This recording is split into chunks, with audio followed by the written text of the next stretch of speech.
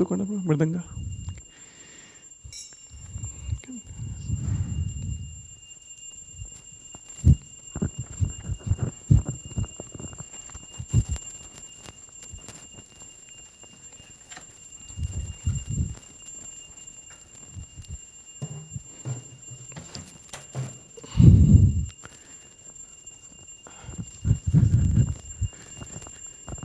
Krishna Deva Bhavantam Vande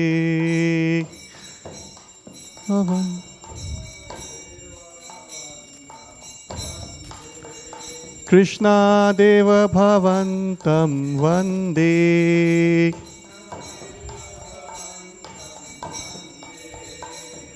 Man Manas Madhukaramarpaya Nija Pad Pankaja Makarande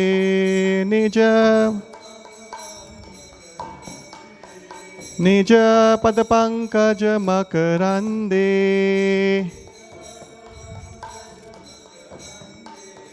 Krishna Deva Bhavantam Vande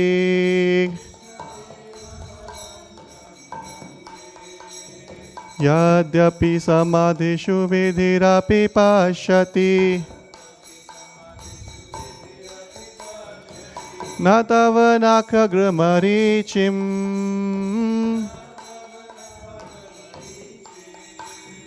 Idamichami nishamya tavachuta Idamichami nishamya tavachuta Tadapi Kripa Buddhavichim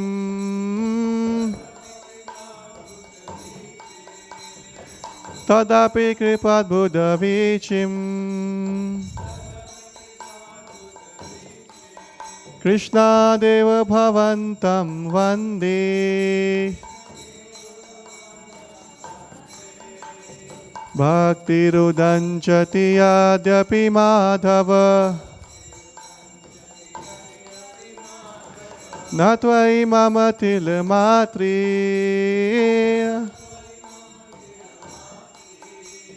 Parameshwar tatadapi tavadhika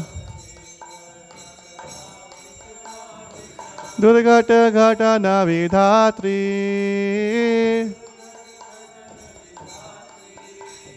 Durgata ghatana vidhatri Krishna Deva Bhavantam Vande Krishna Deva Bhavantam Vande Ayam avilotya yadya sanatana Kalitat Buddha rasa bharam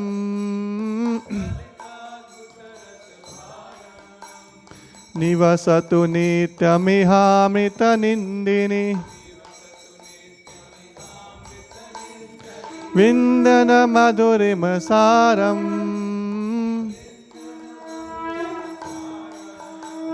Vindana madhurimasaram Krishna Deva Bhavantam Vande Krishna Deva Bhavantam Vande Translation please. Everybody together. O Lord Krishna, I offer my obeisances unto you. Please fix my bee-like mind in the nectar of your lotus feet. O Achyuta, although the great Lord Brahma in his trance of samadhi is unable to see even a particle of the effulgence emanating from the tips of the nails of your lotus feet, still I desire this vision, for I have heard of the wonderful waves of your mercy.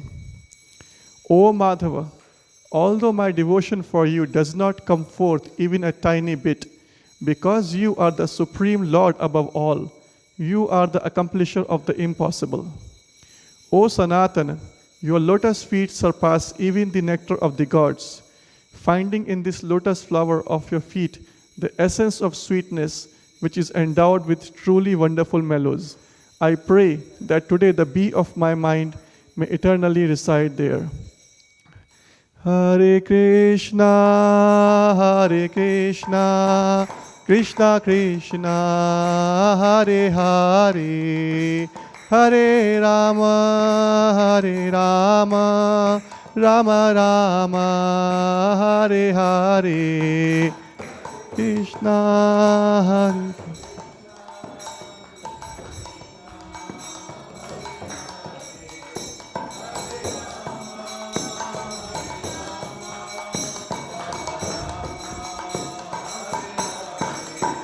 Hare Krishna, Krishna Krishna, Hare Hare, Hare Rama, Rama Rama, Hare Hare.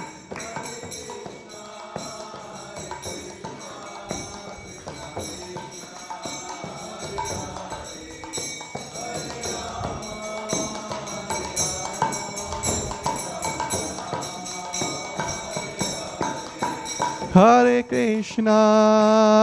Krishna, Krishna Krishna, Hare Hare, Hare Rama, Rama Rama, Hare Hare.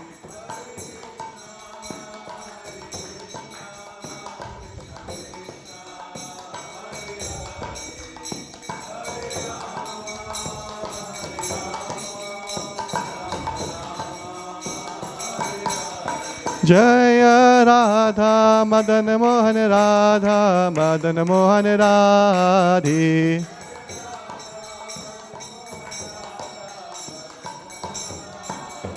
Jaya Mahaprabhu, Jaya Mahaprabhu, Jaya Mahaprabhu, Jaya Mahaprabhu.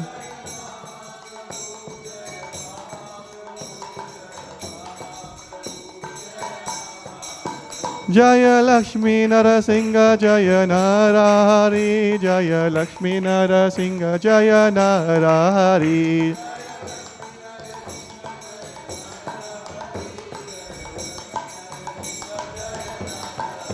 Jaya Pancha Tattva, Jaya Pancha Tattva, Jaya Pancha Tattva, Jaya Pancha Tattva.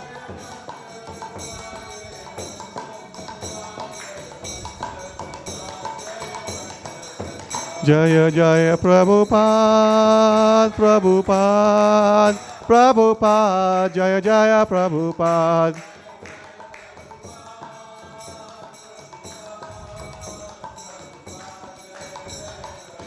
Jaya Jaya Gurudev, Gurudev, Gurudev, Jaya Jaya Gurudev.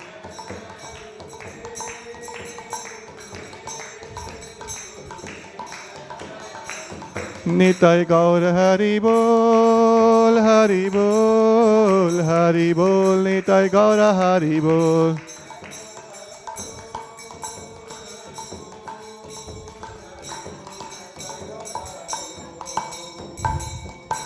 Jai Om Vishnupad Paramhans Parivadakacharya Stotra Shri Srimad Charanarvinda Bhakti Vedanta Swami Srila Prabhupada ki. Jai Om Vishnupad Paramhans Parivadakacharya Stotra Shri Srimad Bhakti Siddhanta Thakur Saraswati Goswami Maharaj Prabhupada की, अनंत कोटि वैष्णव वृंद की, नामाचार्य श्री हरिदास ठाकुर की, प्रेम से कहो श्री कृष्ण चैतन्य प्रभु नित्यानंद श्री अद्वैत गदाधर श्रीवास आदि गौर भक्त वृंद की, श्री श्री राधा कृष्ण गोप गोपीनाथ श्याम कुंड राधा कुंड गिरि गोवर्धन की, मथुरा वृंदावन धाम की, नवद्वीप मायापुर धाम की, पुरुषोत्तम क्षेत्र जगन्नाथपुरी धाम की, भक्ति देवी तुलसी महारानी की, गंगा माँ यमुना माँ की, समावेद भक्तवृंद की. All glories to assembled devotees. All glories to assembled devotees. All glories to assembled devotees. All glories, all glories, all glories to Shri Guru and Shri Gauranga. Gaur Premanande. Hari Hari.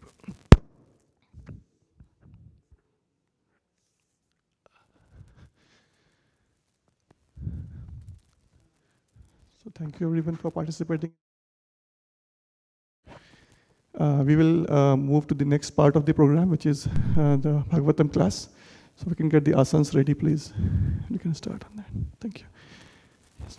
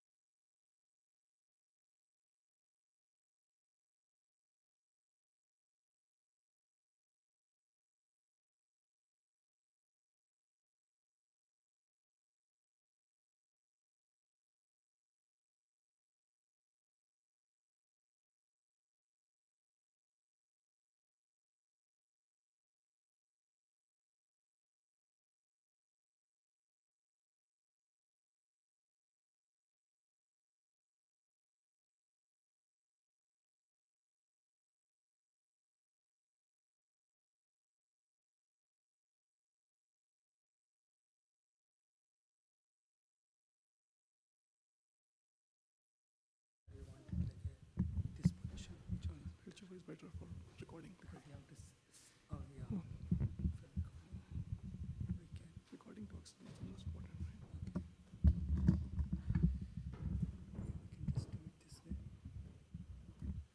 right? Hare Krishna.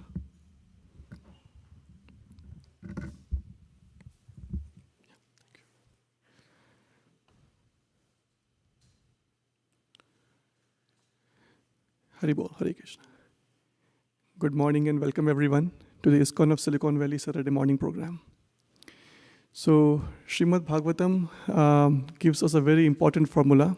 The instruction of Srimad Bhagavatam is for the ultimate good of the general population, which is to purify our existence through developing loving devotional service for Lord Sri Krishna, who is the Supreme Personality of Godhead. And at the ISKCON of Silicon Valley in Mountain View, California, we are all engaged in spreading this message of Bhagavatam for the ultimate good of the people, based on the instructions of our Acharya Srila Prabhupada. So in the next couple of hours, we'll have a series of events. And are there some guests online, Prabhu? Are there some guests?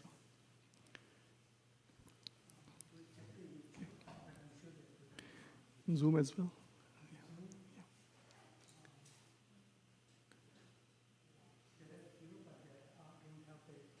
Okay, that's okay, thank you. So we started the program here with the Darshan Arti of the deities. We had a little kirtan, and the next step for the morning program is the class, where I will read a few verses from the Srimad Bhagavatam. And this is where I request the participation and engagement from all of you who are present physically in the room here, as well as online in Zoom. And after the reading is done from Bhagavatam, we will go into the next step of today's session, which is we'll continue our offerings to Srila Prabhupada. So last week, Saturday, we celebrated his appearance day and his Vyas Puja. And there are some devotees who want to continue their offerings through some words of gratitude and some reverence for Srila Prabhupada. So we'll continue that offering around 9 a.m. Following that, will be some kirtan, Guru Puja, and the prasadam. So how does that sound? Anything else you would like to have? Kato karna, Prabhu. Okay. All right, you have to wait for a couple of hours for that. Thank you. Yeah.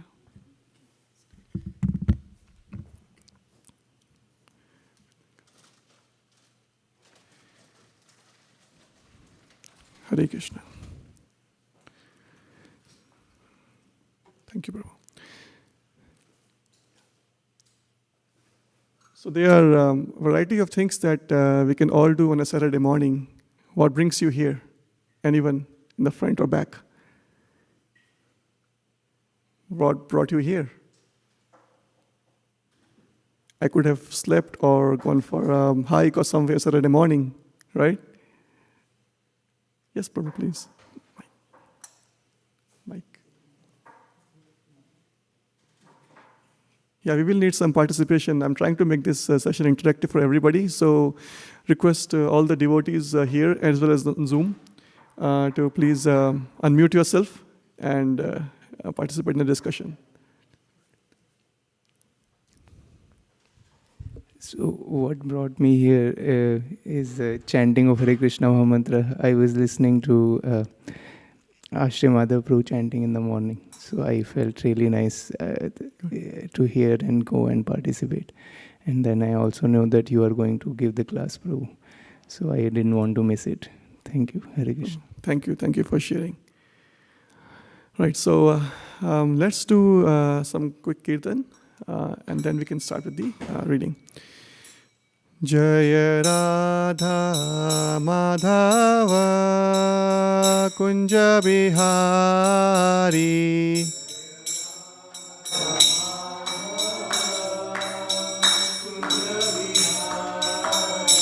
Jaya Gopi Janvallabha Girivardhari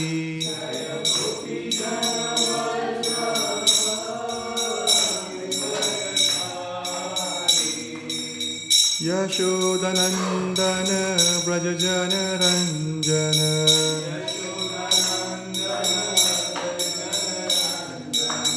Yashoda Nandana Brajajana Ranjana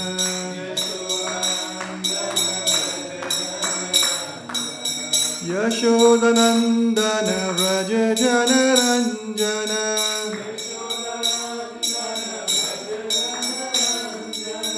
Yamuna Tira Vanachari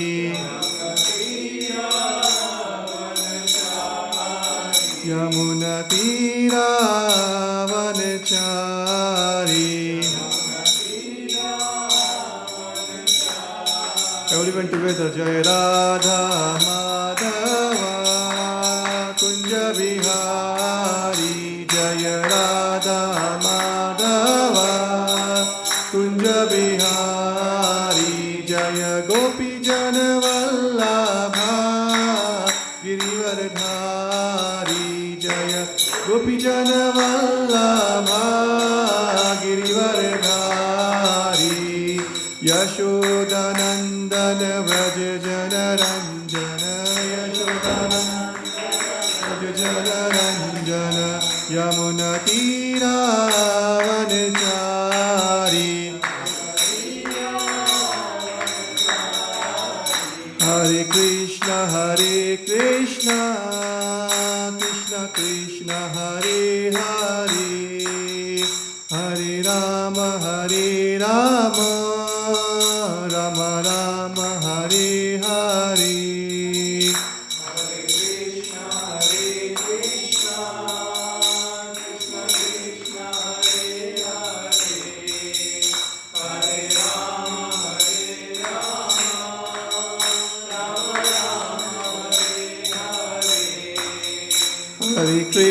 Hare Krishna Krishna Krishna Hare Hare Rama, Hare Rama, Rama Rama, Hare Hare.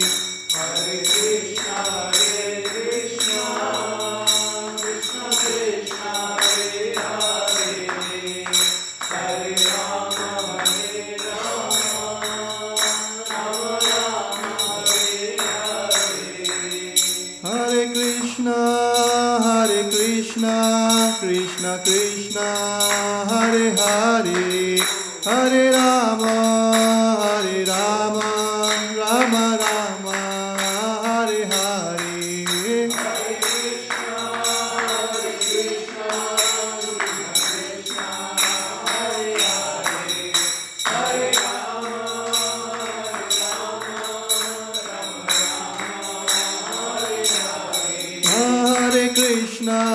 Hare Krishna, Krishna Krishna, Hare Hare.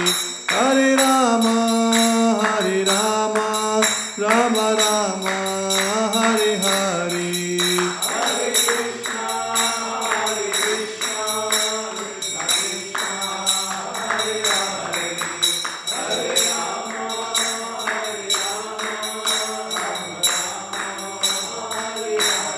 Nitai Kar Hari Bol, Hari Bol, Hari Bol, Nitai Kar Hari Bol.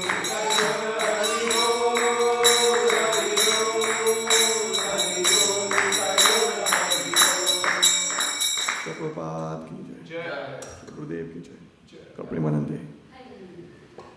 So if I may request the audience at the back, if it is convenient for you, please you can feel comfortable in sitting here in the front.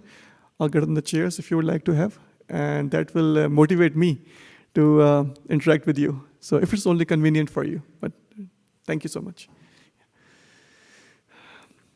So let's do the Mangalacharan prayers really quick. Om Ajnanatimirandhasya Jnananjana Shalakaya Chakshurun Militam Yena Tasmai Shri Guruve Namaha. Shri Chaitanya Manobhishtam Stapitam Yena Bhutale Swayam Rupa Kadamahyam Dadati Swapadantikam. Vandeham Shri Guru Shri Yuta Padakamalam Shri Gurun Vaishnavamscha Shri Rupam Sagrajatam Sahagana Raghunathanvitam Tam Sajivam Sadvaitam Savadhutam Parijana Sahitam Krishna Chaitanya Devam Shri Radha Krishna Padan Sahagana Lalita Shri Vishakhanvitamscha. He Krishna Karuna Sindhu Deenabandhu Jagatpate Gopesha Gopika Kanta Radha Kanta Namostute. Tapta Kanchana Gaurangi Radhe Vrindavaneshwari Vrishabhanusute Devi Pranamami Hari Priye. Vancha kalpatarubhascha kripa sindhubhya evacha patitanam pavanebhyo vaishnavebhyo namo namaha. Jai Shri Krishna Chaitanya Prabhu Nityananda Shri Advaita Gadadhara Shrivas Adi Gaura Bhakta Vrinda. Hare Krishna, Krishna Krishna, Hare Hare, Hare Rama, Rama Rama, Hare Hare. I offer my respectful obeisances unto all the Vaishnava devotees of the Lord. They can fulfill the desires of everyone, just like desired trees, and they are full of compassion for the fallen souls. Hare Krishna. So, I tried to pick up some verses from Srimad Bhagavatam, and what inspired me in that conversation, I will get into that in a few minutes. So the fast track, everyone today wants to go on some fast track in the life. Is there anybody who wants to lag behind or go slow in any of these things around, in material life, in profession, in a race, sports, anywhere? No? Okay. Who wants to go fast? All right. Depends on what? Depends on what things are there then. Use a mic, please. Right here. Yeah. Hello. Yeah. Haribol. So, depending on what you want to go on the fast track, there are lots of things that you don't want to go on the fast track. Right. Yeah. So the Especially ultimate objective has to be there. yeah, like in the material life, day-to-day jobs, you see a lot of things which you would object to going on the fast track on, Okay. especially in the mind. Okay, good. So, Srimad Bhagavatam does not talk about material risks, obviously. The message is to how to get on fast track for Krishna consciousness and progress in our bhakti. And today we will discuss the conversation between Prathu Maharaj and Sanat and the four Kumaras, led by Sanat Kumar. So let's chant the quick standard prayers before we recite the Srimad Bhagavatam. Om Namo Bhagavate Vasudevaya. Om Namo Bhagavate Vasudevaya. Om Namo Bhagavate Vasudevaya. Narayanam Namaskritya Naram Chaiva Narottamam Devim Saraswatim Vyasam Tato Jaya Mudiryayet. So the picture is really small, and if I try to enlarge it, it would just pixelate it. So I try to keep it small in the screen, but hopefully you can see some people sitting here. And for those who do not know who they are, obviously there's clear four kids, small, around 5-year-old kids sitting here, and they're sitting on a throne. And there is somebody on the floor who is obviously an adult, and he's having some conversation with those four kids.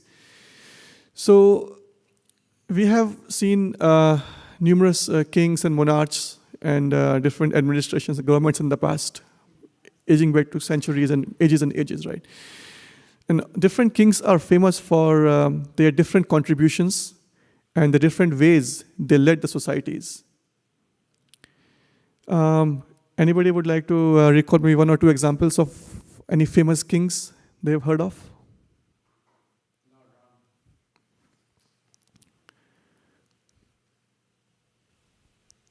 Lord Ram. And what was he famous for? Yeah, he was famous for his, the duty towards his parents, towards his brothers, towards his better half, his beloved wife, and also towards all the citizens whom he thought them as his own children, like that, he took care of them.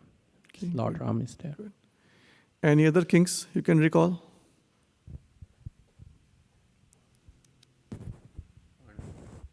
Any kings you have heard of in the history, in the modern world, in the scriptural reference?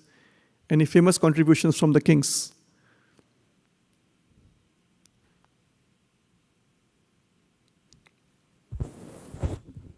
I remember one king named Ranti Dev. He was famous for charity.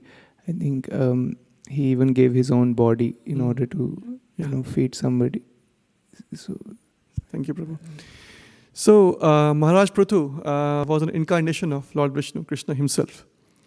And obviously he made a lot of contributions to society. And he's known for, so in Bhagavatam, in Canto 4, there are total 9 chapters dedicated to Maharaj Prathu, from his appearance and continues on into his different contributions and his different pastimes. So a major contribution from Maharaj Prathu and major reformation that he brought in the society for large is cultivation of the land. So think of mother cow, Gomata, as a representation of Mother Earth. So when we milk the cow, we get some nourishment from the cow. So similarly, when we cultivate the land, we get some nourishment from the land. So he was the one who cultivated the land, the earth, Mother Earth, to get all the herbs and grains. Similar to we are milking a cow for some milk which is nourishing us.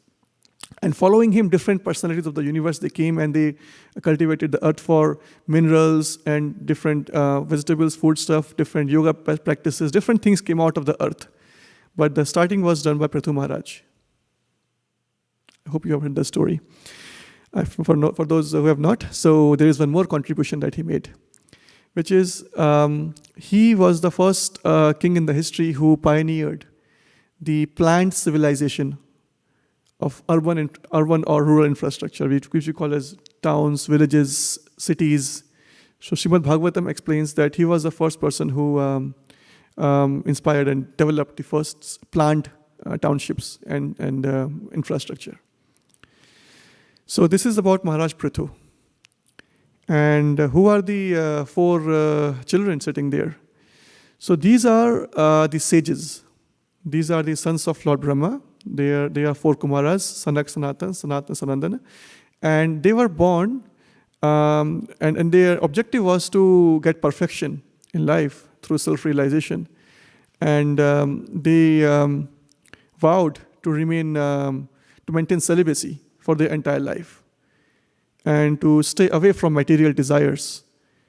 But then, when we grow up, obviously it's a natural human tendency to get attracted towards material desires. So then they asked for a blessing to stay as children. They walked around, roamed around only as small children, because if they never grow up, they will never have desires. And if they never have desires, then they can continue their practices, their spiritual progress. So these are the sons of Lord Brahma. And these sages, they wander around for the benefit of everybody. So in this conversation, we will discuss when they arrived at the assembly of Maharaj Prithu. And today's conversation is taken from Canto 4th, chapter 22nd. So when we have somebody senior around us, we tend to ask questions and we inquire of certain things. What kind of questions can we ask people? Or if you visit somewhere, let's say somebody coming to a temple or your office somewhere, people ask questions. So what kind of questions can we ask when we have somebody in the spiritual environment, in a temple or a setting like this? So what kind of questions happen? Any comments?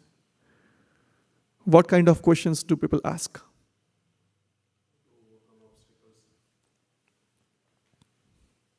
How to overcome obstacles in spiritual progress, or what are ways to make spiritual progress. Some of them would be more specific to your own journeys. Yeah. So how to make spiritual progress. Some of them could be focused towards our own journey. Good. Prabhu, you're saying something? Yeah. Sometimes we can even ask more philosophical questions, like, because we observe that we do all these things, right? And just like we came to this world, we leave this world without taking anything with us. So what's the meaning of life? Mm-hmm. Doing all these things. So that is one question people often ask. Jigyasa. Yeah. Yeah, good. So I will mention some jokes here and there, if it is allowed from your permission. So I met some visitors recently, and they said, we want to do astrology here. I have some astrological questions. So I told them, astrology is a science, but we don't focus too much on that. Our focus is on serving Krishna. So they said, we want to do astrology only. I said, please come in, have darshan, take darshan, see Krishna, you can pray, you can get some prasadam. No, you want to have only astrology. So that's one kind of approach that people have, and we respect everybody. Everybody is free to have their own thoughts and their own objectives. Met somebody looking for Bharatnatyam in the temple, and recently Dandiya. We're looking for Dandiya. I said, please come to temple and you make friends with the devotees here, and we have ample of opportunities. We have expert, the Matajis here, Bharatnatyam pros, we know them. But you cannot come to temple day one and ask for Bharatnatyam in front of Krishna, right? You have to come and take darshan, get prasadam, get familiar with make some friends here, and then you will have lifelong opportunity to do Bharatnatyam in the temple and everywhere. Said, no, we'll come to temple only, we have Dandi and Bharatnatyam happening. So I said, I hope you come to take darshan one day and take some prasadam. That's all I can say to you today. People come to have some questions on self-realization. That's good, you mentioned, Akhil. And then mindfulness, silent meditation. So these are different kind of people. They have different objectives and they are looking for different answers. They are seekers basically, and we all respect them all. And but here, as I mentioned in the beginning, our objective is to ensure that everybody is ultimately benefited through the loving devotional service to Lord Krishna. And all our efforts here are centered around Krishna service. So, coming back to Maharaj Prithu's assembly here, the screen is little cropped off from the side. Mataji, if you can help me with that, please. Thank you. So it's a little small. If you can try to read and maybe follow after me. So Prithu asked the question. Maharaj Prithu asked the question. Tadaham krit vishrambha. Everybody. Suhado vastapasvinam samprache bhava etasmin kshemah kenanjasa bhavet. Translation: I am completely assured that personalities like you are the only friends for persons who are blazing in the fire of material existence. I therefore ask you how in this material world we can very soon achieve the ultimate goal of life. So I focused on the word, if you look in the red font, anjasa, which means very soon, fast track. So this is the approach of a sincere person. They really want to move fast on the ultimate objective of self-realization and spiritual progress. So he asked the question very soon. And then towards the end, if you will just take a note of this slide, and towards the end, when we conclude the conversation concludes with the same word, anjasa, which means very soon or easily, fast track. And in between, the conversation happens. Sanat Kumar, he gives answers to his question, Maharaj Prathu's question, and we will spend some time reading on those. My request to you is, towards the end, I will ask some questions to you. So if you can be really, really very, very focused on this and take some notes if you would like, so that will help us in making the discussion more productive, because there will be question and answers, and I will be the one asking questions to you at the end to make sure that you have studied it. How does that sound? All right. So, any comments or reflections on this first slide? Please. So I like the point here, which is mentioned, blazing in the fire of material existence. So we see in our day-to-day life, we are being pushed, we are being moved around, I have to work hard so that I can pay my rent, I can pay my debts. There is no point when one can just sit comfortably and think about self-realization. So this is very true in day-to-day life. We are constantly being harassed by bodily, disturbances, mental disturbances, other living entities, or the climate changes, so it's constantly a blazing fire. Yeah. Thank you, Prabhu. So yes, we should try to make effort to get out of this misery very soon, as fast as we can. So in response to Maharaj Prathu's question, Sanat Kumar, one of the four Kumaras, those sages, he replies here. And I will go to the with the vase in my screen. So the vase is here.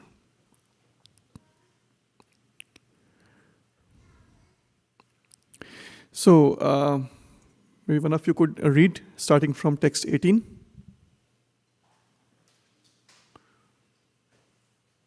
And let's give a chance for in the back. After you are done, let's move the mic to the back, so we have the audience. After you are done, yeah, please. Text 18. Sanat Kumar said, "My dear King Prithu, I am very nicely questioned by you. Such questions are beneficial for all living entities, especially because they are raised by you, who are always thinking of the good of others. Although you know everything, you ask such questions because that is the behavior of saintly persons. Such intelligence is befitting your position. Thank you. Next, please. Can read. When there is a congregation of devotees, their discussions, questions, and answers become conclusive to both the speaker and the audience. Thus, such a meeting is beneficial for everyone's real happiness. That's an interesting point. It's a very powerful point. So I was talking to someone. We are talking. We're just contrasting a material or just a casual conversation outside in your job or in your friend circle, over a football, soccer, or cricket game. We just talk about and chat with friends, or a spiritual discussion. So the key difference here we concluded after we talked was, if we are in a congregation of non-spiritual practitioners, and if we are discussing on material things, two things will always take back: either envy or pride. Because in the material association, all of us are trying to compare one against another. So if I am superior to somebody else, like in terms of my education or my social status, my looks, different kind of material comparisons can be done. So then we take away ego and false pride from there. But I am better than others. Or else, the other possibility is that we are inferior to others, which means others are superior, and that's the material nature. People try to always compete against each other in offices, in a friend circle, in material associations. And then if I am found inferior to anybody else, then I will take envy back from there, because I am not like you. I don't have what you have. So in material circles, we tend to take either envy or false ego or pride with us. Disagree, anybody? Right? In spiritual circles, when we are focusing our discussions and our objective on Krishna, all of us are servants, and we are trying to be lower than others, and trying to be in the mood of servant of the servant, and trying to help everybody else, to focus everybody else on Krishna, even at the cost of my material convenience. I may be sleeping 1 hour late or 2 hours late. We saw so many examples of Janmashtami. They were devotees who worked all through the night and came in the morning for Srila Prabhupada's Vyas Puja, so that everybody in the temple can have a clean environment when they come in for the Mangala Arati next day. So that is the mood of devotees and the spiritual circles, versus taking back envy or pride from material conversation. So this is where Sanat Kumar says, the congregation of devotees, the discussions, questions, and answers become conclusive to both the speaker and audience. Thus, such a meeting is beneficial for everyone's real happiness, and not immediate pleasure. Oh, I feel puffed up. I feel, happy because I have something that you don't have. I have this thing. I have this new car or whatever, and you don't have it. So this is where everyone's real happiness is sustainable, and it's ultimately benefiting the soul. So let's continue. If you can pass the mic on the back. Sanat Kumar continued, "My dear king, you already have an inclination to glorify the lotus feet of the Supreme Personality of Godhead. Such attachment is very difficult to achieve, but when one has attained such unflinching faith in the Lord, it automatically cleanses lusty desires from the core of the heart." Yeah. So now, after this verse, Sanat Kumar starts answering the questions. So first he appreciates the fact that Maharaj Prathu asked the question, and now he will start answering the question in the next verse. So we go back here. He replies, "The ultimate goal of human life, it has been conclusively decided in the scriptures after due consideration that the ultimate goal for the welfare of human society is detachment from the bodily concept of life and increased and steadfast attachment for the Supreme Lord, who is transcendental beyond the modes of material nature." So there are two key words in this answer that he provides to Maharaj Prathu: detachment and attachment. we have to ensure that we are getting detached from the bodily concept of life. And simultaneously, we should also grow our attachment for the Supreme Lord. So they seem little in conflict because we are talking about two different things, detaching and attaching at the same time. Is it easy? What could be the impediments? Pass the mic to Prabhu. What could be the obstacles if we want to do detachment or attachment at the same time? The first thing is that detaching anything is like a pain for human body in the first thing. So even if you're detaching from food or if you're fasting someday, you will realize that all the thoughts about the food is coming that day. And the food is a very small thing in the human life. But if you move slowly and gradually to the relations and the other things on the material existence, it's very difficult to detach because the bodily pleasures and everything that we get from that, mind is not able to think beyond that till the time it has experienced something which is better than that. Thank you. And how is attachment difficult? So even getting attached to something needs time. It's not that It's time. one day you cannot go and get attached. Like even when we started our education, it was not that everybody liked studying. It was slowly and gradually when you start learning more and more, then only you get attached to something. Very nice. Thank you. What's your name, Prabhu? Ankur. Ankur. Oh, I remember now. Yes. I thought you were dialing online, but you are in person. Okay. And then, so next is the answers continue. Continue reading here, Ankur, please. Attachment for the Supreme can be increased by practicing devotional services, inquiring about the Supreme Personality of Godhead, applying Bhakti Yoga in life, worshipping Yogeshwara, Supreme Personality of Godhead, by hearing and chanting about the glories of the Supreme Personality of Godhead. These actions are pious in themselves. Thank you. Next, please. Akhil Prabhu.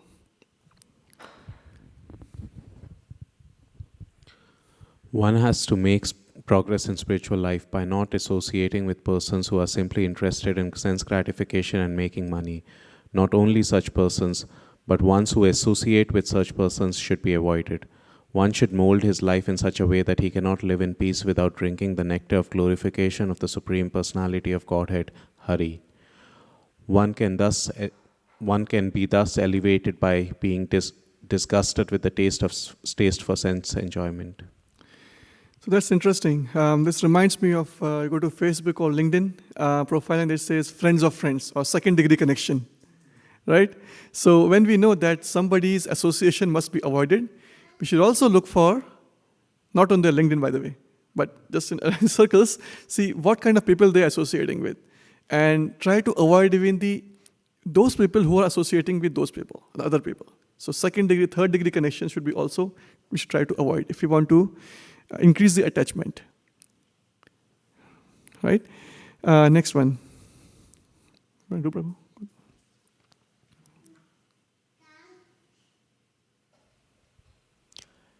How to increase that attachment? A candidate for spiritual advancement must be non-violent, must follow in the footsteps of great acharyas, must always remember the nectar of the pastimes of the Supreme Personality of Godhead, must follow the regulative principles without material desire, and while following the regulative principles should not blaspheme others. A devotee should lead a very simple life and not be disturbed by the duality of opposing elements. He should learn to tolerate them. So there are so many instructions that Sanat Kumar shares in this verse. And the fast track formula actually is centered around these instructions. So I'll give the fast track formula in a few minutes, okay? It literally spells like fast track. You'll find it from here. All right. Kautuk Karna Prabhu. And the devotee should gradually increase the culture of devotional service by constant hearing of the transcendental qualities of the Supreme Personality of Godhead. These pastimes are like ornamental decorations on the ears of devotees. By rendering devotional service and transcending the material qualities, one can easily be fixed in transcendence in the Supreme Personality of Godhead. Thank you. Upon becoming fixed in his attachment to the Supreme Personality of Godhead, by the grace of the spiritual master and by awakening knowledge and detachment, the living entity situated within the heart of the body and covered by the 5 elements burns up his material surrounding exactly as fire arising from wood burns the wood itself. So easier said than done, right? It's so difficult to, as Ankur just mentioned, it's difficult to actually execute these things through detachment and developing attachment at the same time. And these are verses, but in the next few slides, I will pick up some precise instructions, some bullet points out of these verses, and then we can discuss further on them. Sounds okay? Everybody is following so far? Okay, thank you. So the first one is following regulative principles. Yamer akamer niyamesh. Follow the regulative principles without material desires. So regulative principles are very important. Of course, for spiritual life, we all need to have a regulated life. But even for material progress, even for any professional growth, we all need to regulate our lives. If you can share some examples of outside spiritual world, like how the other people regulate their lives for their ultimate progress in professions or anywhere else. Any examples of discipline or regulating life? Please, yeah.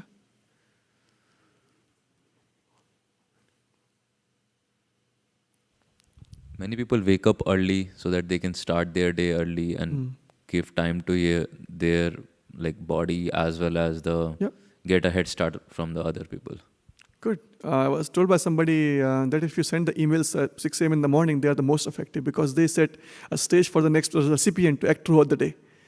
So I have seen some people working 6 a.m. in the morning to send emails.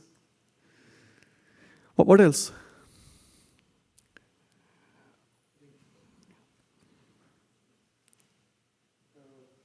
Eating, they trying to regulate the eating, balanced diet, rainbow diet, so that they can be the best, most productive in their life. Good. So they don't Diet, go through diseases. diet control.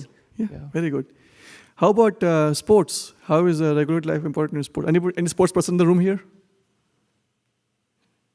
You don't have an Olympic medalist, but any sports that you play? Yeah, fitness. Yeah. The fitness regime itself needs a lot of discipline, Exercising. and diet Yeah. control. True. I know some athletes, they absolutely don't eat certain things. In fact, going beyond sports, even like race car drivers, the diet is extremely regulated. One other thing I was thinking about when you spoke about regulative principles, even beyond Krishna consciousness, a lot of other spiritual I don't know if they are spiritual practices or just religious practices, but even there, like there's very strict regulation on similar to regulative principles. You don't watch leisurely stuff. You don't have like Sense a television control. set. Yeah, exactly. Extreme sense control. And a lot of practices. Good. So since you mentioned, Akhil, sports, athletes, I was actually thinking of one story. Can I take a quick detour for a couple of minutes and nice story you can share? Okay with you at the back? Okay. So anybody remembers who is known as the fastest man on earth? Use the mic, please. Is that Usain Bolt? Is that? It is Usain Bolt. Say, it is Usain Bolt. He is Usain Bolt. Yeah. It is Usain Bolt. Usain Bolt, yeah.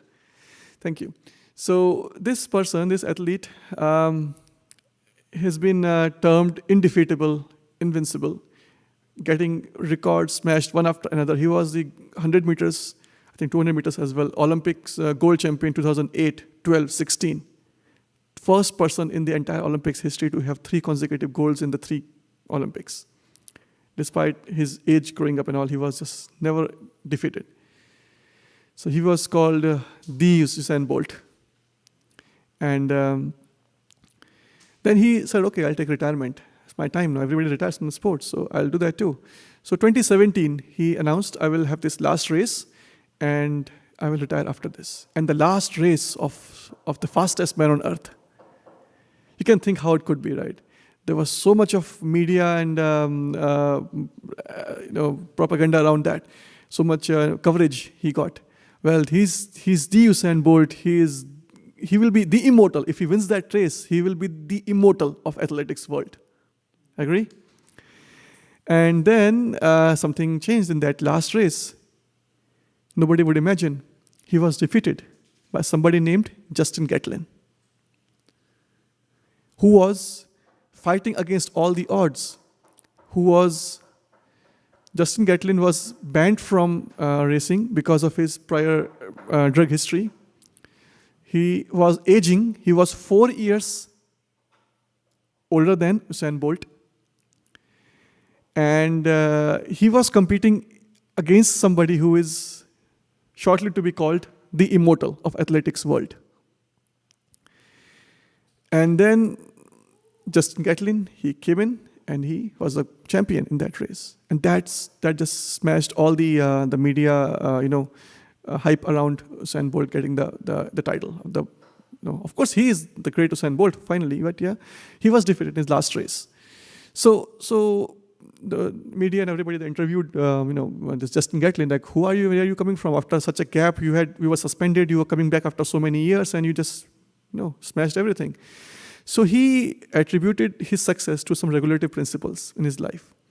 He said, while everybody in my friend circle would be just drinking alcohol, partying at night, outing on weekends, this and that, I would be the only person sitting in the room with a glass of water and sitting on the couch and going to bed at 10 p.m. like my grandfather, not partying out at night. I would get up in the morning, go to bed by 10 p.m. I had to control my diet. And apart from all the other things, one thing he controlled strictly. He was prohibited to eat something that most of us like, actually. I do, personally. You know what that is? Chocolates. By the way, I'm not against chocolates in any way. But he did not eat chocolate for a long time. This was his regulative principle, that he was supposed to eat and drink certain things and stay away from certain things completely to maintain a healthy regime of his fitness so that he can be that person. And why he did it? Because he said, my life, my sports, is not like a soccer or football that has 2 halves or 4 quarters. I get only 9 seconds. I get only 9 seconds. That's all I get to perform. An entire, self-regulation discipline that he exercised over the years was only for those 9 seconds, 9 seconds and some fraction of that, in which he defeated Usain Bolt. So every field of life, sports, we talked about this, every field of life requires regulated lifestyle. And in spiritual progress also, we must ensure that we are regulating our lives based on the scriptural instructions. Does it make sense? So, quickly reading this purport by Srila Prabhupada. Prabhu, please, anybody?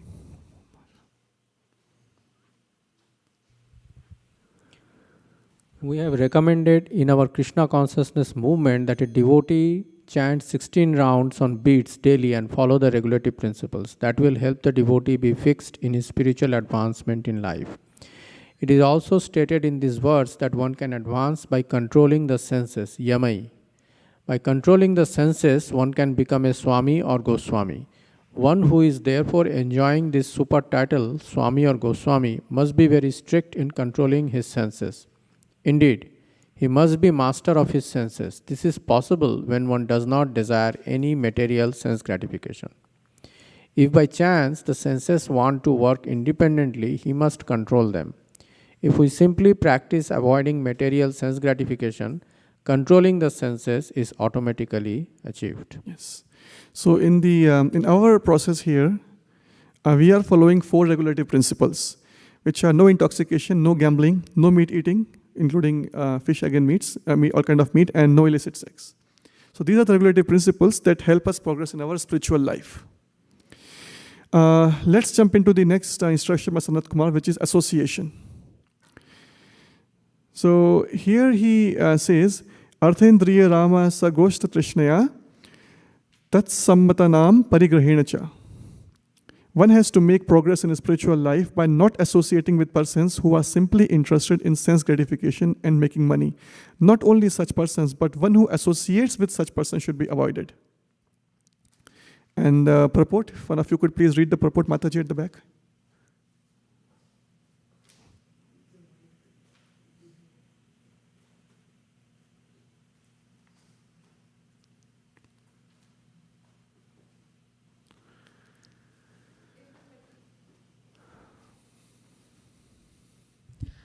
In the material world, everyone is interested in money and sense gratification. The only objective is to earn as much money as possible and utilize it for satisfaction of the senses.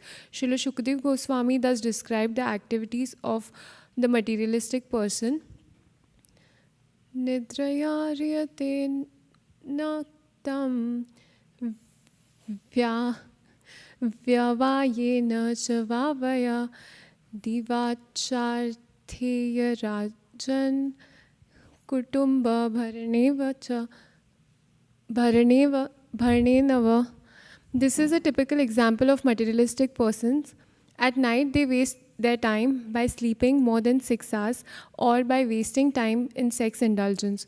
This is their occupation at night. And in the morning, they go to their office or business place just to earn money. As soon as there is some money, they become busy in purchasing things for their children and others. Such persons are never interested in understanding the values of life. What is God? What is the individual soul? What is the relationship with God, etc.? Things are degraded to such an extent that those who are supposed to be religious are also at the present moment interested only in sense gratification. The number of materialistic persons in this age of Kali has increased more than in any other age.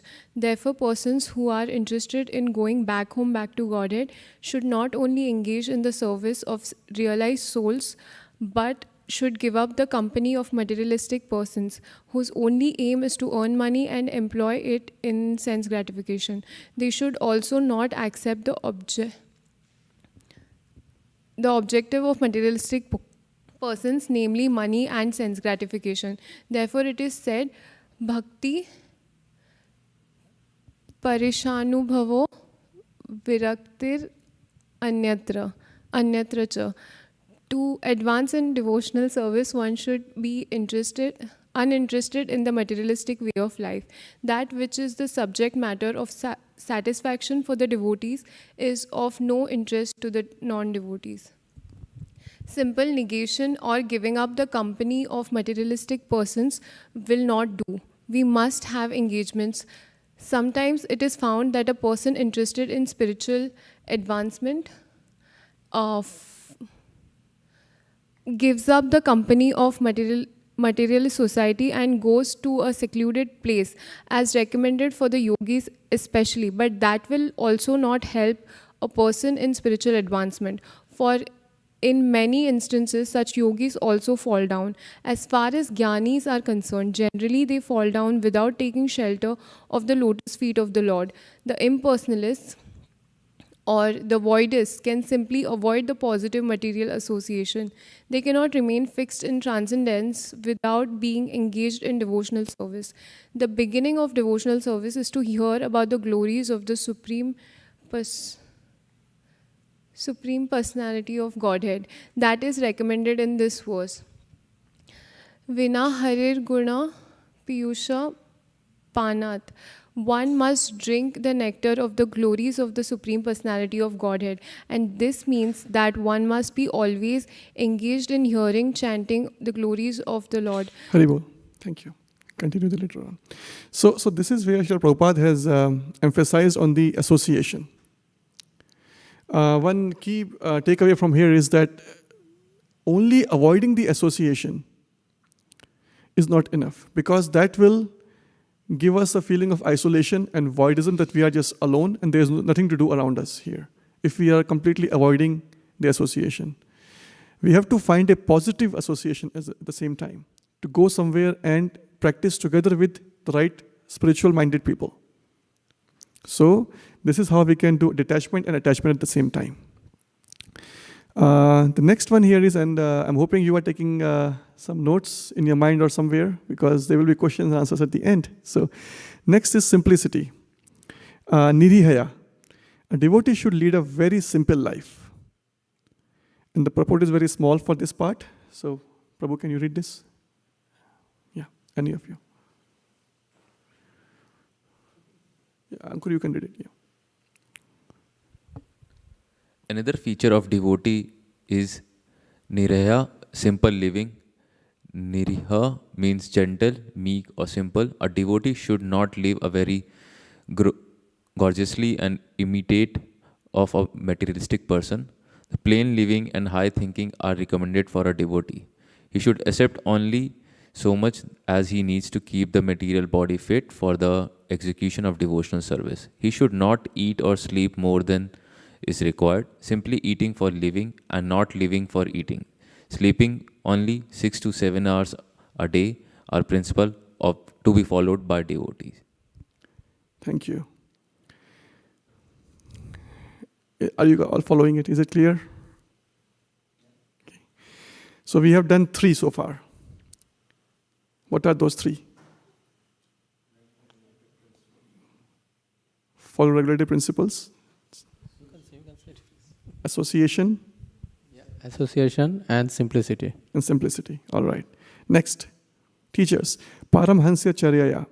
Must follow in the footsteps of great acharyas.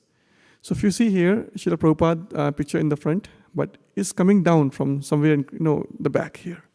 And there's Krishna going to Brahma, going to Narada, the knowledge getting passed down through a succession, which means the knowledge should be authentically passed down from a guru to his disciple and to the further disciples over the ages, versus somebody coming up, waking up in the fine morning and say, I'm the guru, or I should start worshipping that guru, out of their own mental imaginations. So this is where in the purport, Srila Prabhupada explains. Please, Prabhu, one of you. Yeah.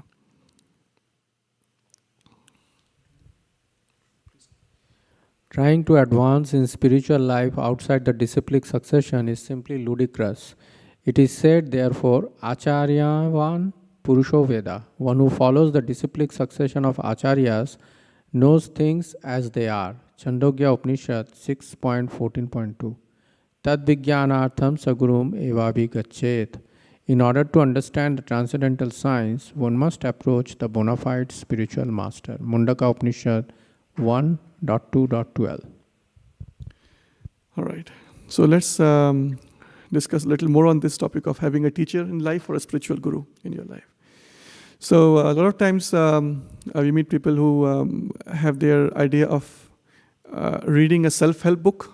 You can order from Amazon or somewhere, and then people tend to think that by reading a self-help book, they can be enlightened, or by sitting in a room, just dark room, and practicing some meditation, sitting silently, that will help.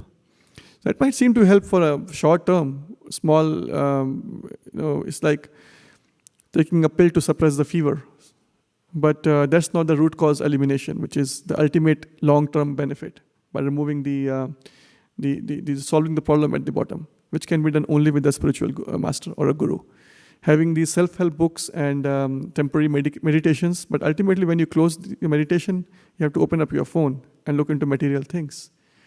So those small efforts here and there are not sustainable in the long term, because they are not authorized by the scriptures. Bhagavad Gita has a strong emphasis on following a guru. So there's a famous verse, if one of you can recite Tadvidi Pranipadena.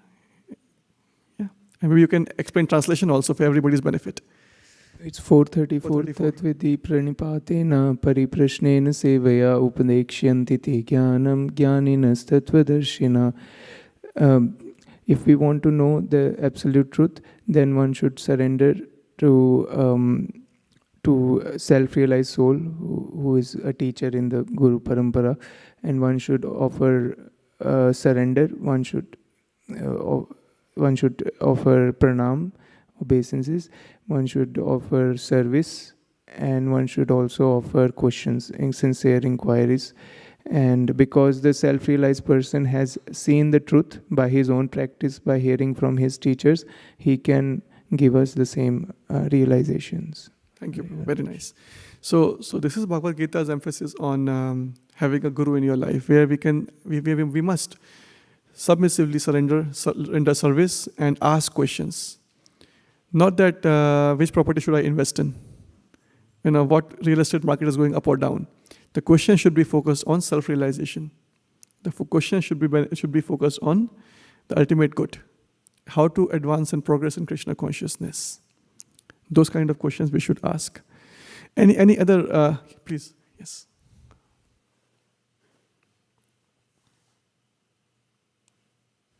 Like in this also they mentioned like a bona fide spiritual master. Yes. How do you know someone is bona fide spiritual master or not?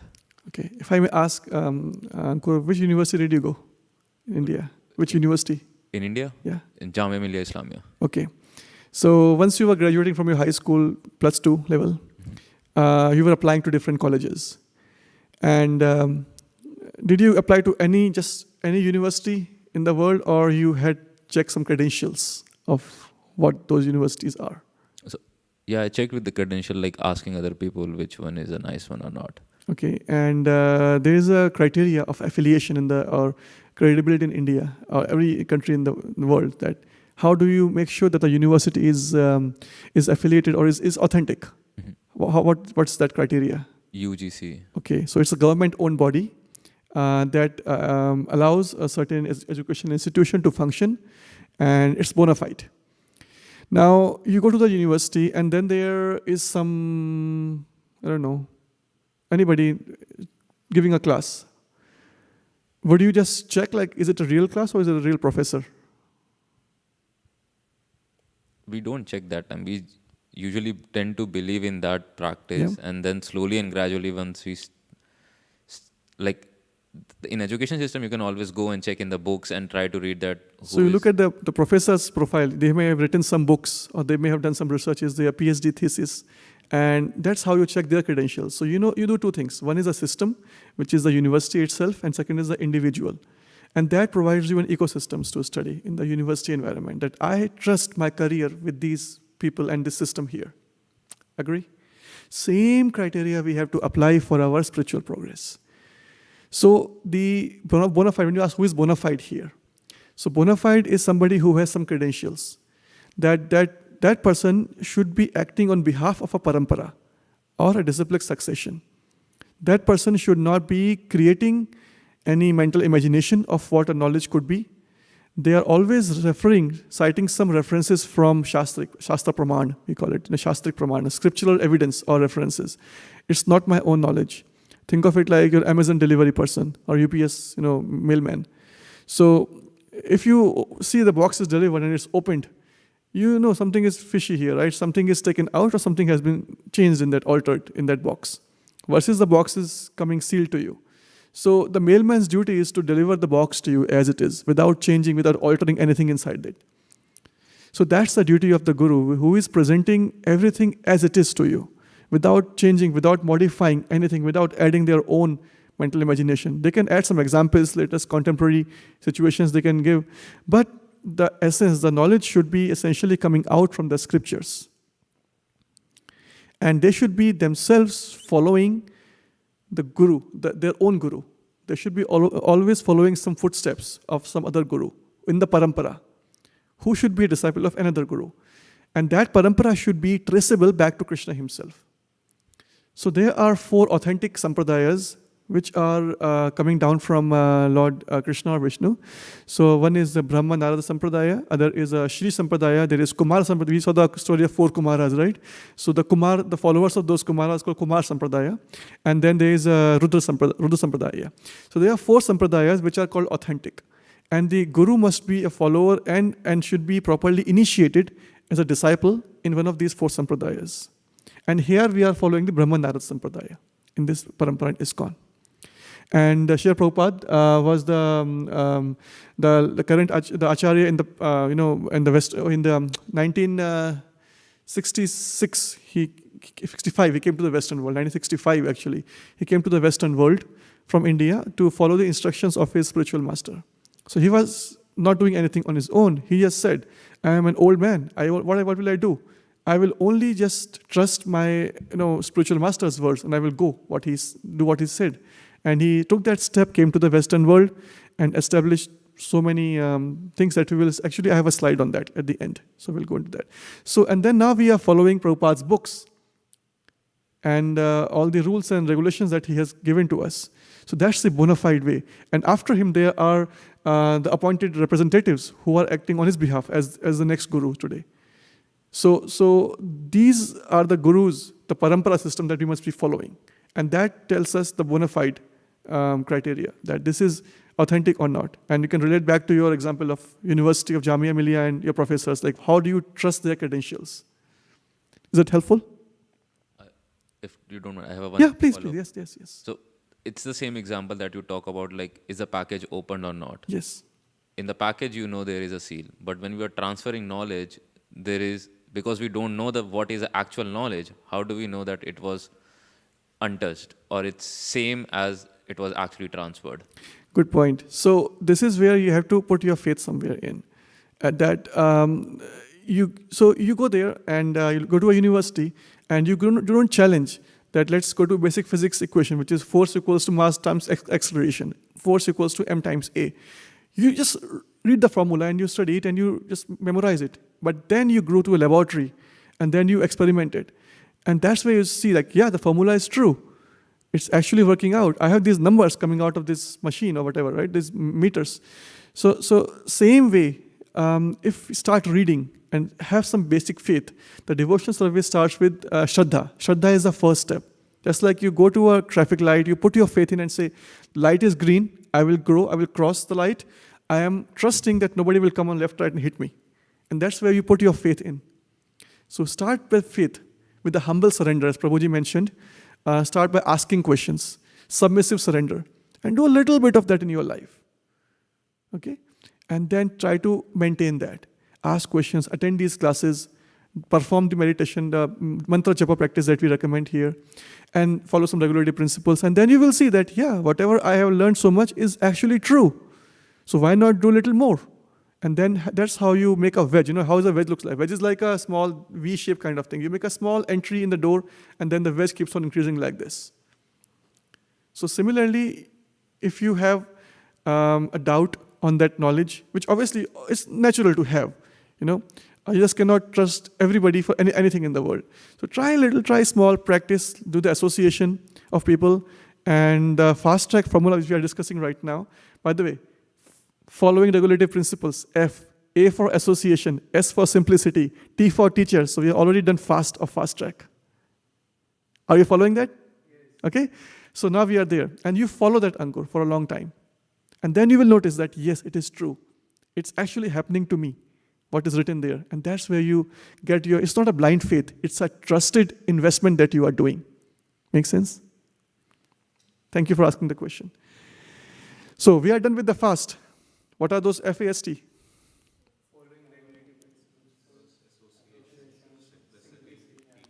Thank you. Next is track, tolerance. Okay.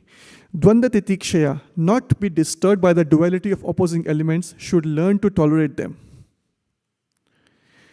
As long as the body is there, it is subjected to the influence of climatic changes, disease, and natural disturbances, the threefold miseries of material existence.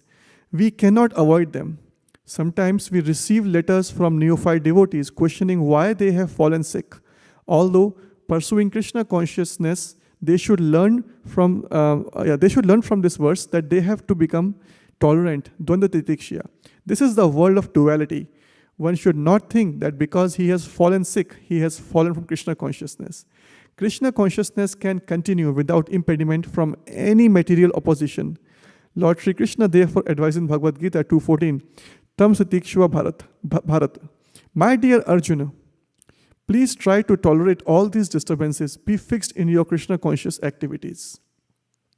So small obstacles may come in our life, small sickness, health issues, financial issues, family troubles, but that should not deter us from progressing in spiritual life. Because Spiritual life gives us the strength. We cannot change the circumstances, but we can gain the strength to stand in front of all those challenges and be able to move on in our life. Easy to follow? Should we go to the next one? Okay, next is here. Remember Krishna's pastimes. Smritya Mukunda Charitagra Sidhuna must always remember the nectar of the pastimes of the Supreme Personality of Godhead. Life should be molded in such a way that one cannot remain alone without thinking of Krishna. We should live in Krishna so that while eating, sleeping, walking and working, we remain only in Krishna. Our Krishna Consciousness Society recommends that we arrange our living so that we can remember Krishna.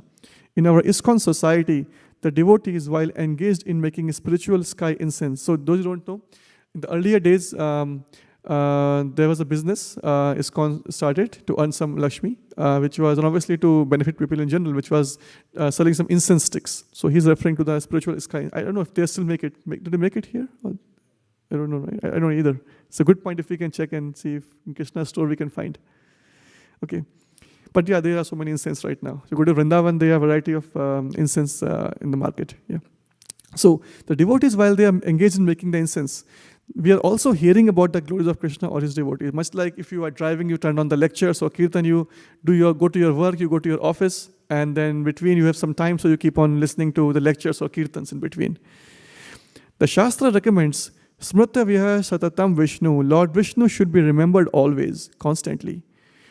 Vishmartviyo na jatochit. Vishnu should never be forgotten. So there are so many rules. If you go in the scriptures, there are hundreds of rules or thousands. Are there or not? But what are the two most important rules? The only rules to be followed, which are? Loudly, please. Always remember Krishna. Never forget Krishna. And all the other rules and regulations are servants to these two rules. So, this is what the purport is saying here. Vishnu should never be forgotten and should be always remembered. That is the spiritual way of life, smritya. This remembrance of the Lord can be continued if we hear about him constantly. It is therefore recommended in this verse, Mukunda Charitagra Sidhuna. Sidhu means nectar. To hear about Krishna from Srimad Bhagavatam or Bhagavad Gita or similar authentic literature is to live in Krishna consciousness.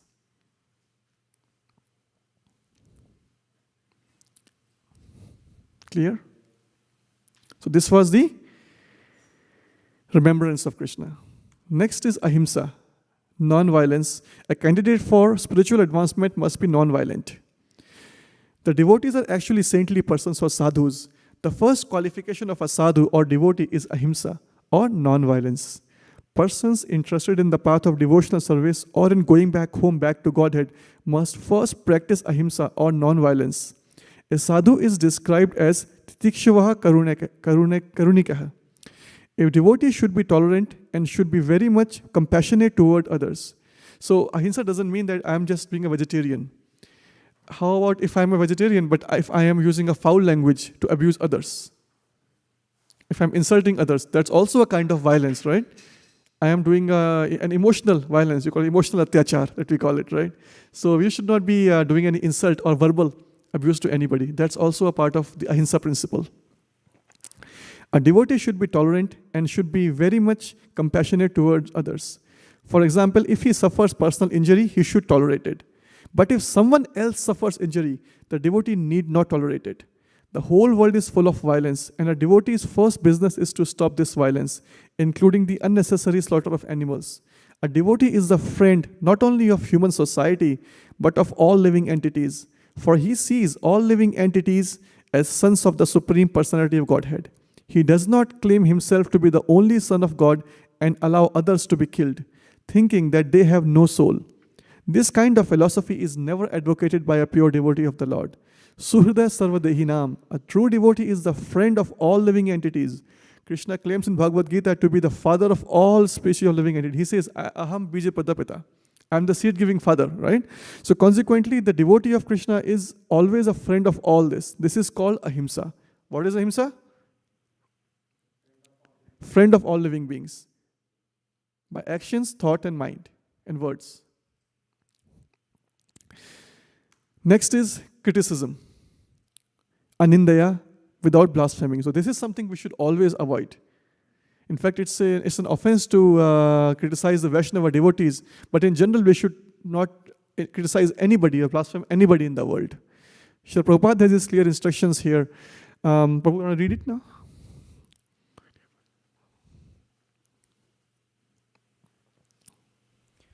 Another important point mentioned in this connection is anindaya. We should not criticize others' methods of religion. There are different types of religious systems operating under different qualities of material nature. Those operating in the modes of ignorance and passion cannot be as perfect as that system in the mode of goodness. In Bhagavad Gita, everything has been divided into 3 qualitative divisions. Therefore, religious systems are similarly categorized. When people are mostly under the modes of passion and ignorance, their system of religion will be of the same quality.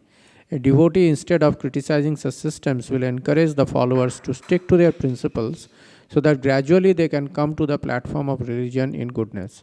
Simply by criticizing them, a devotee's mind will be agitated. Thus, a devotee should tolerate and learn to stop agitation. Any thoughts on this?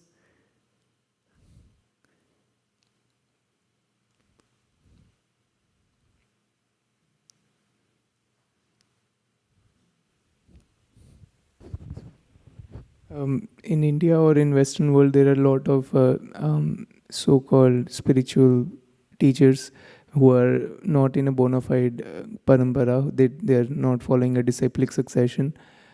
But maybe, they have their own ways of giving spiritual consciousness, mindfulness to the people. We can just appreciate whatever they are doing at what level they are, but try to raise those followers, if they are sincere to take up the practice of Krishna consciousness. We can try to share it and encourage them. So let them do what they are doing, but let's not blaspheme them, let's not criticize them, but at the same time be strong enough to prove your own point. With your strong own sadhana, my own spiritual practice, my own reading, my own cultivation of knowledge, and by serving my spiritual master. I should be the strong person. Rather, I should not try to defeat the other person if I am strong myself. There is difference between politics and competition. You know what is politics? Politics means proving other person wrong. Competition means myself proving myself better. Right? So I'm not saying it's a kind of crude comparison. It's not the best way, but trying to explain that we should try to make ourselves strong enough in our own sadhana that we are exemplary representatives of our spiritual masters, Prabhupada and our Acharya. Yes, please. There's a small thing that comes to my mind here on what Giriraj Swami said, I think a week back or so. He said that the quality of a highest devotee is when you see good and bad, you ignore the bad, you see the good. And I see that in this purport as well, wherein Prabhupada is basically looking at the good out of a system which is not ideal as well. Yeah. Because it's in the mode of ignorance or passion. So, but he's still accepting them.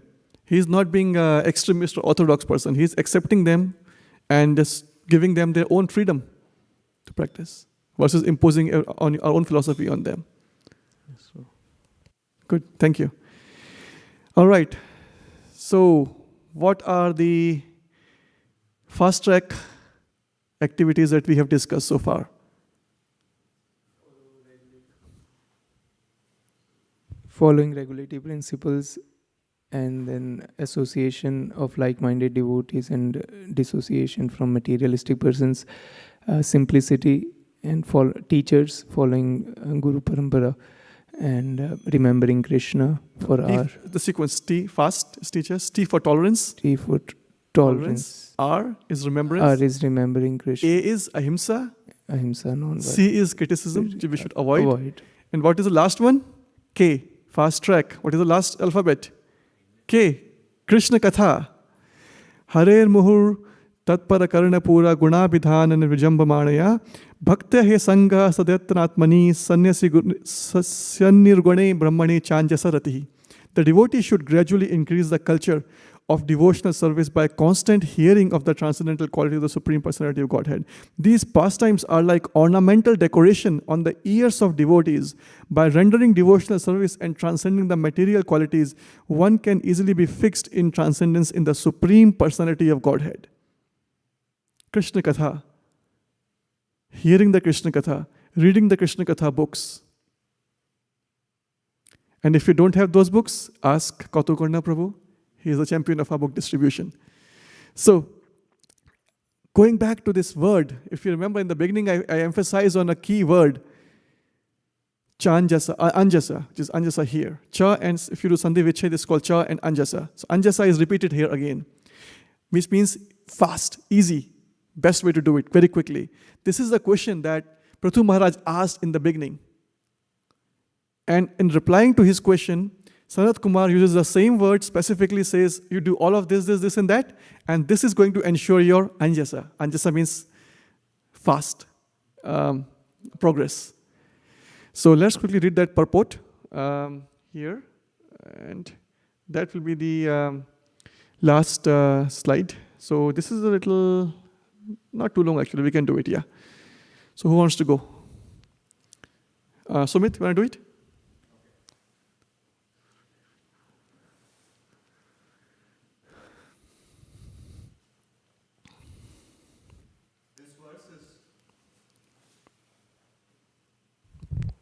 This verse is especially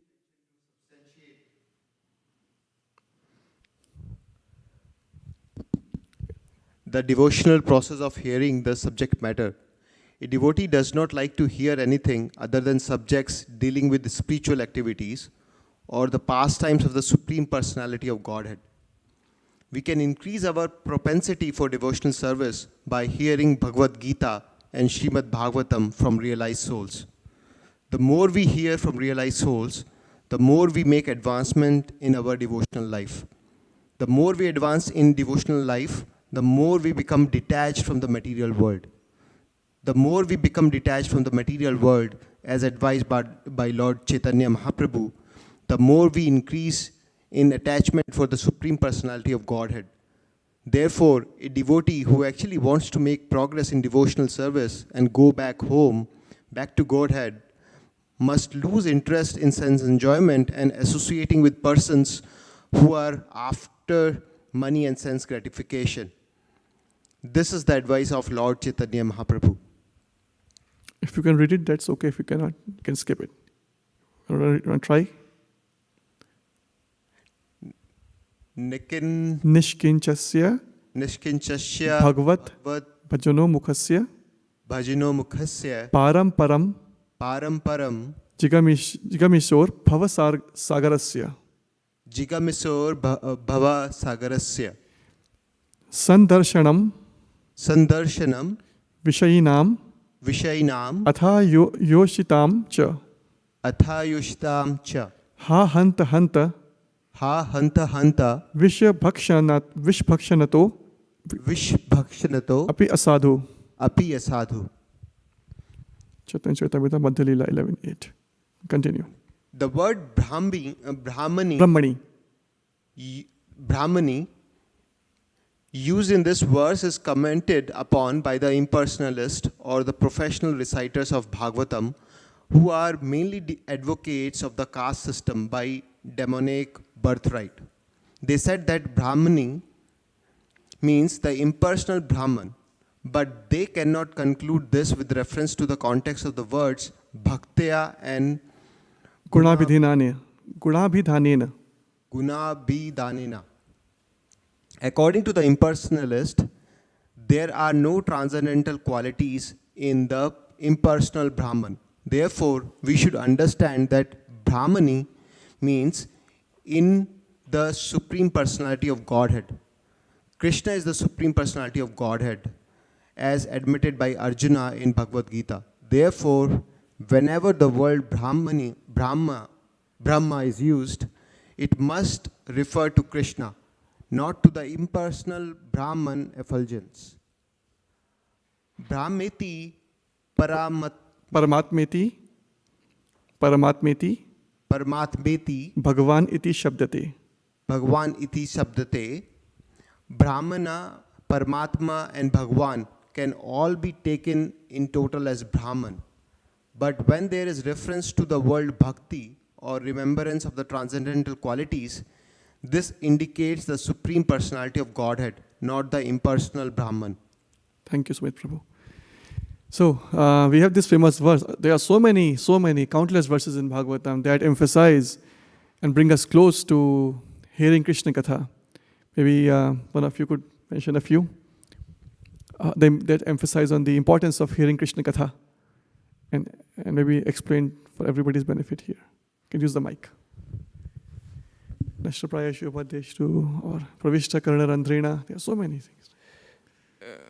Shinvatam Swakata Krishna Punya Shravana Kirtana Hridayantasto Bhadrani Vidhunoti Suritsatam. Yes. That Krishna, hearing the Krishna's glories itself is very pious activities. This is full of, this is spiritually pious activities, and Krishna, who is sitting within the heart, he actually cleanses the dirt of material existence from the heart of the devotee, just simply by giving oral reception to Krishna's message.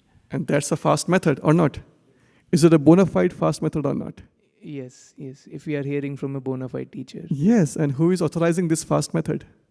Sanat Kumar. Thank you. And who is asking this fast method question? Prithu Maharaj. And who is studying all of this today? All of us. So, F is for following regulative principles, A for association, S for simplicity, T for teachers or acharyas, T for tolerance, remember Krishna's pastimes, A for ahimsa, criticism avoid, and K for Krishna Katha. Fast track. This is the fast track formula that Sanat Kumar gives to progress in the spiritual life. Who wants to go slow? Who wants to go slow? No one. It means you have all understood the presentation, which means I should start asking you questions. Question 1. How do materialistic people spend their days and nights?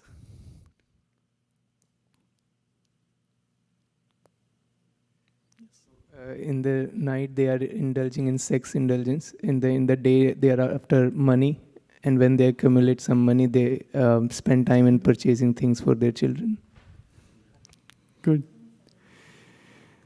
Next, why do jnanis fall down?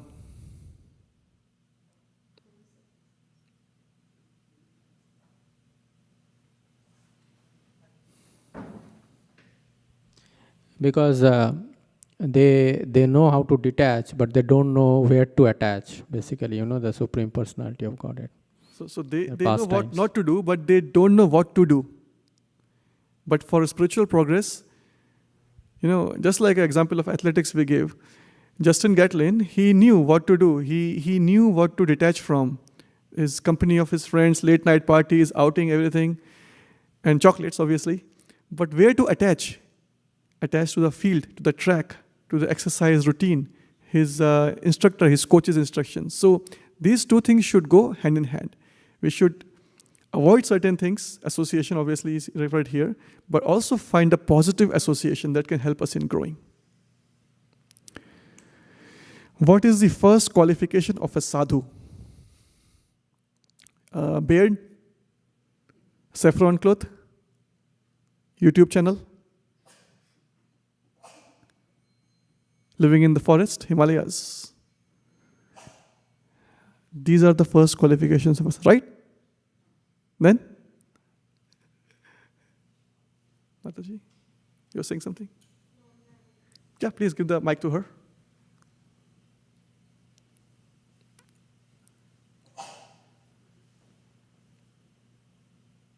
Non-violence. Thank you, ahimsa. That's precise. Thank you.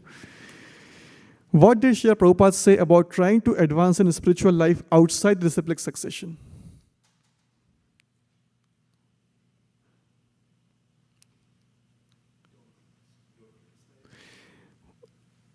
Mike, please. There's a specific word he used there.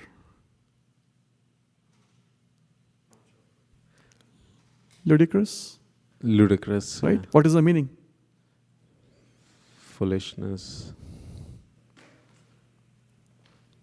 Craziness, right? That's Prabhu is picking up his dictionary right now. Mic, please use the mic. It says idiotic or unthinkable, often to the point of being funny.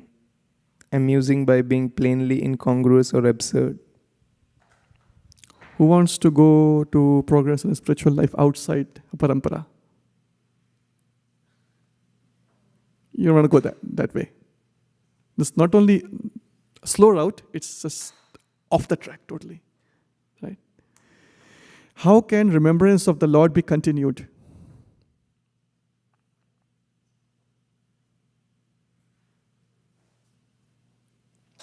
Smritya, remembrance of the Lord. This is one of the items we discussed.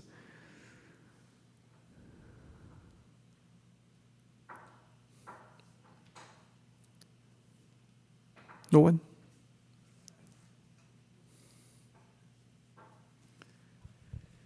Reading pastimes of the Lord from Bhagavad Gita and Srimad Bhagavatam. Now, if you don't have the Bhagavatam, I highly recommend you to talk to Kautukarna Prabhu and turn your face maybe and then show everybody. And if not Bhagavatam, please take at least one copy of the small Krishna book that you can read with yourself, your spouse, your family members, your kids, and you can narrate these stories and enjoy those pastimes of Krishna. And that will ensure that you have enough remembrance of Krishna day and night. And how should a devotee of Krishna act toward followers of other religions?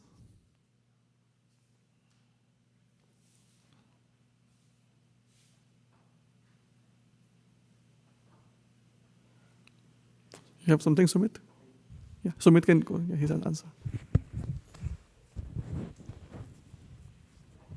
We should act with tolerance and respect. Tolerance, yes. We should not be extremist or we should not be orthodox. We should be strong in our fundamentals. Good. What progression does Srila Prabhupada describe to be the result of hearing from realized source? Mataji read that thing. The progression of hearing Krishna Katha. Anyone remembers that? Let's do it again, Mataji. The progression is here.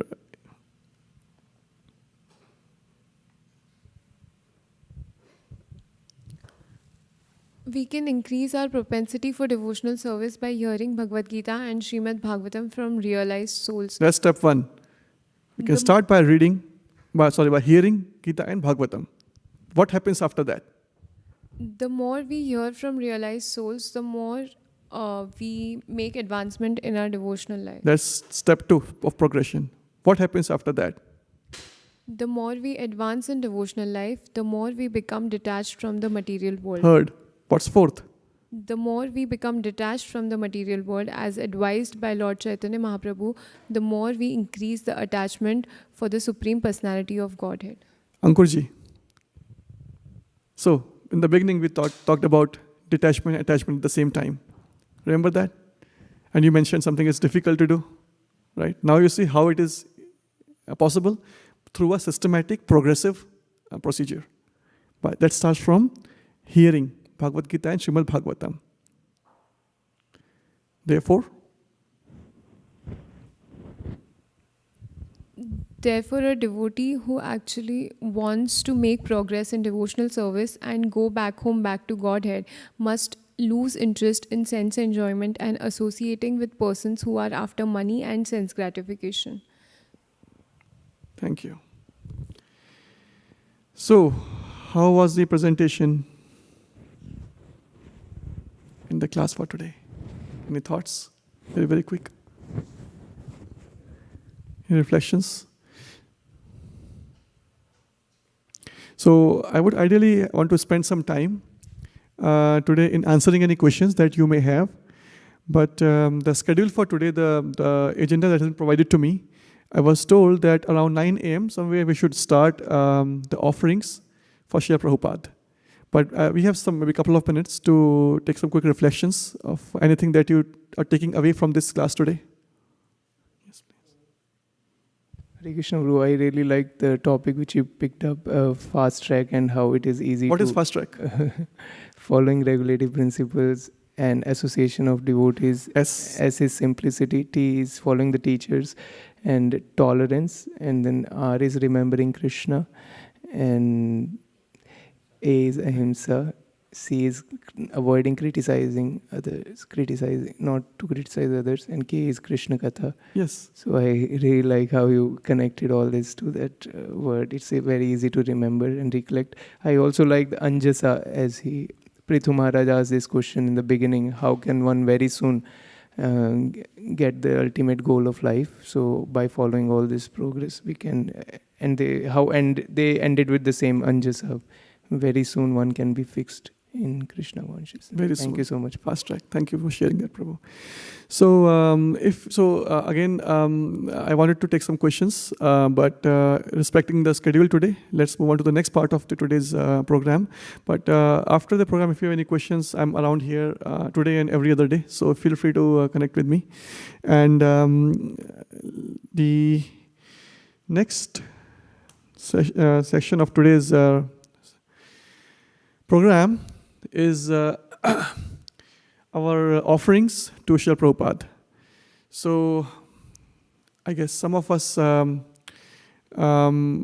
know about Srila Prabhupada, who he is, but for those who do not know, I would like to spend a few minutes in bringing a quick biography of Srila Prabhupada for everyone's knowledge.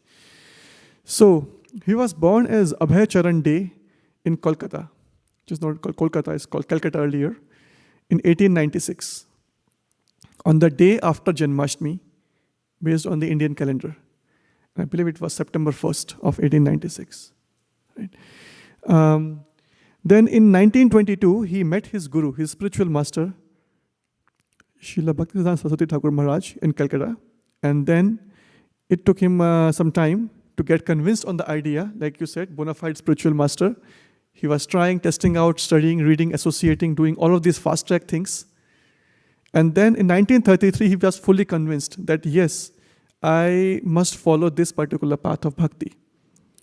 And that's when he became a formal disciple of Bhaktisiddhanta Saraswati Maharaj. So after that, he was given instructions, actually.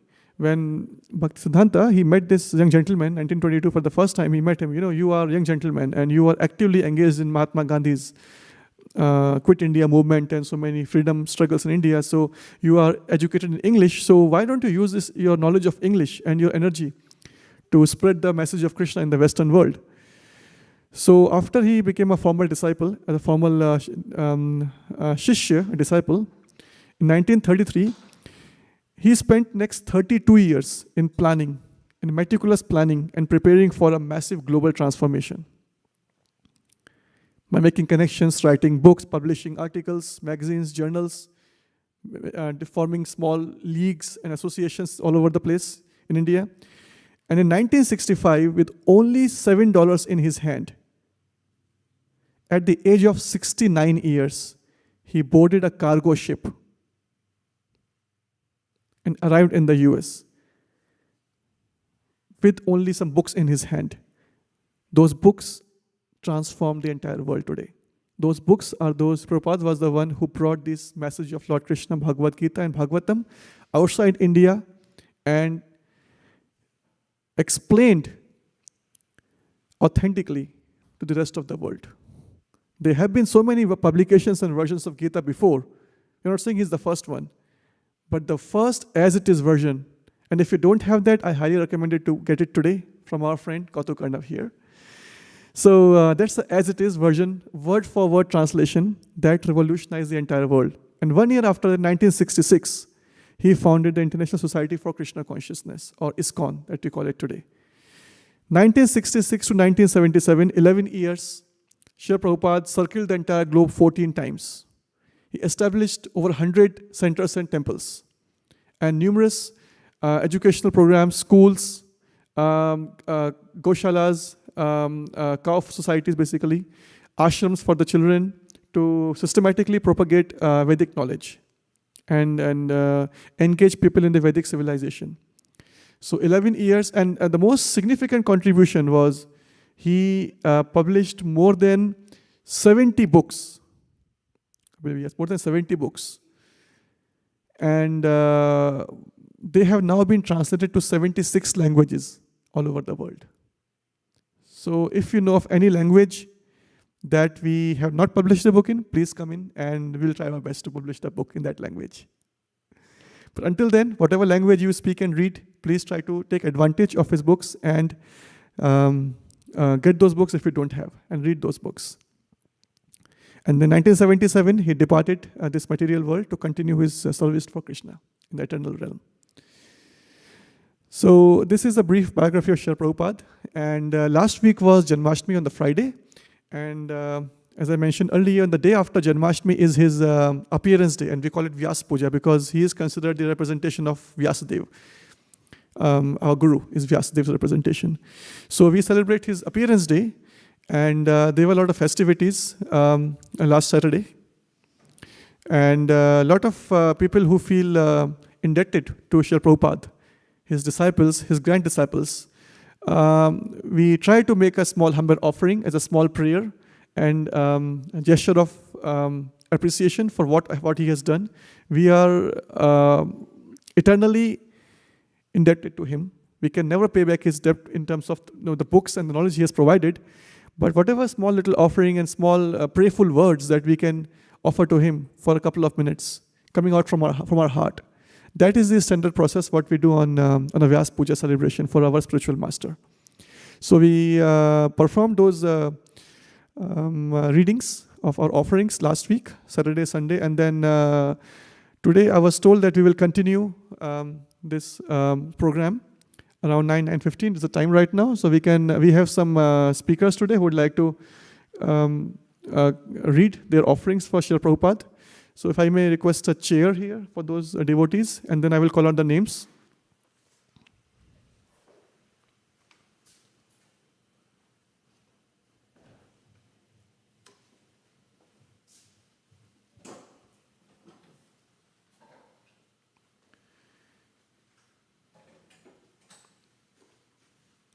So the list, the order, so if those devotees are in the hall here or in the temple elsewhere, or they are joining through Zoom, the order will be, and please be prepared with that. Starting with Manjari Gopika Devi Dasi, then Achyuta Kumar Das, Chaitanya Das Prabhu, Kautu Karna Prabhu, Sindhu Kanya Devi Dasi, and Roshni. Are you here? Okay, great. Yes, Prabhu. Yeah. So we have in the room Kautu Karna Das, followed by Sindhu Kanya Das. Yes, so Kautu Karna Prabhu, you want to read it? Your offerings.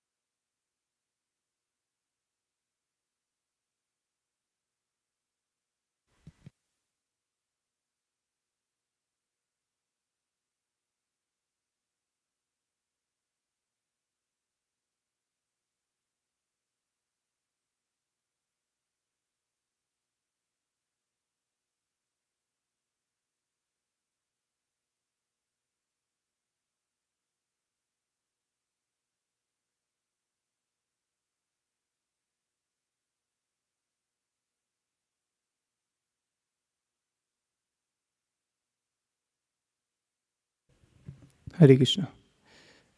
Om Jnanatimirandasya Jnananjanashalakaya Chakshurunmilitam Yena Tasmai Shri Guruve Namaha. Namo Vishnupadaya Krishna Preshtaya Bhutale Srimate Bhaktivedanta Swaminiti Namine Namaste Saraswate Deve Gauravani Pracharine Nirvishesha Shunyavadi Pashyati Deshitarine. Very happy Vyas Puja, Srila Prabhupada. So I would like to offer my words of gratitude towards Srila Prabhupada, who brought me to this path of Krishna consciousness. 10 years ago, I started in 2011, following the chanting of Hare Krishna Mahamantra. As we discussed today, there are so many things which we have to detach ourselves from and then attach ourselves to Krishna to feel real joy. in life. So I was going through so much troubles in my personal life, through modes of passion and ignorance. Um, you know, I had my own personal ambitions, like peer pressure to show myself better than everybody else. That would always keep me agitated, always keep me in an anxiety. Also, there was ignorance of the path of self-realization. There was ignorance about how we can enjoy life. For example, I would pass my weekends watching movies, or sleeping late night, or maybe going out with friends to pubs and bars. So that was my life. But yeah, there was no real happiness and joy. I tried it a lot, but there was no real joy until we visited a ISKCON temple in Bangalore, and then we started chanting of Hare Krishna mantra. It was really hard to detach myself from these material activities, especially waking up early, going to bed early. Even now I'm struggling. But by association of devotees, I could see that was a reality. It was possible. So recently, actually 2 years ago, when I visited India, I was talking to my Chachaji, my uncle, so about spiritual life, that how in Krishna consciousness one can become, one can rise once above the desire of sex life, because as Prabhupada mentioned many times in the books, as it is mentioned in Bhagavatam, that the only reason one is coming back to the cycle of birth and death is because of sex desire. So I was discussing with my uncle that how by practicing Krishna consciousness one can rise above the desire to enjoy sex life. So he started laughing, and he mentioned that brahmacharya life, which is the life of celibacy, is a myth. He started laughing, and I started laughing after that. So somebody who has not come in the movement of Srila Prabhupada, he cannot experience the joy of Krishna consciousness. He cannot see that how so many hippies who were drug addicts, who were indulge in sex life every day and night, they were raised to the standard of Krishna consciousness, pure Vaishnavas, even more than so-called Brahmanas in India. So unless one has experienced this oneself, one cannot see the efficacy of the process. So I'm very grateful to Srila Prabhupada, who has not only given us the process to detach ourselves from material life, but he has also given us a spiritual family. So the process of spiritual life is not just detachment, it is also attachment to Krishna's family. So we can have all those relationships. We have nice devotee friends. We have parties. We have Hare Krishna parties every Sunday, Saturday, or every day. We enjoy best of the food which is offered to Krishna. We dance, we sing.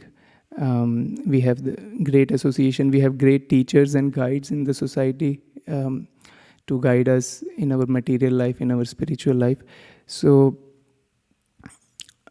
Prabhupada has not only given us detachment, but he has also given us attachment to the spiritual world. So I would like to offer my gratitude to Srila Prabhupada.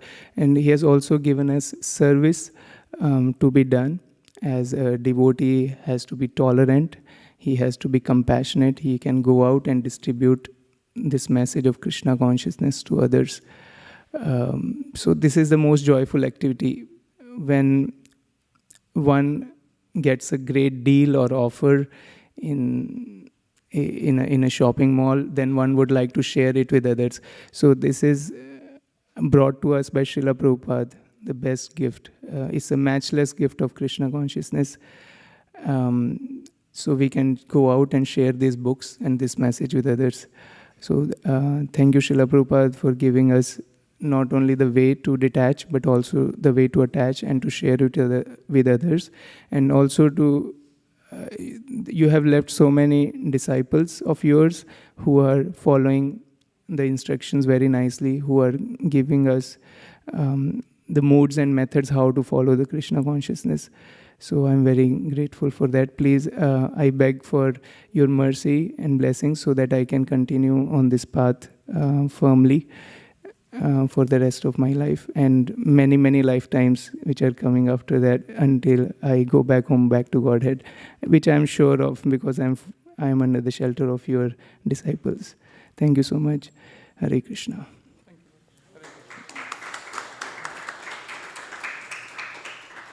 Kanya next. Next is Roshni after her.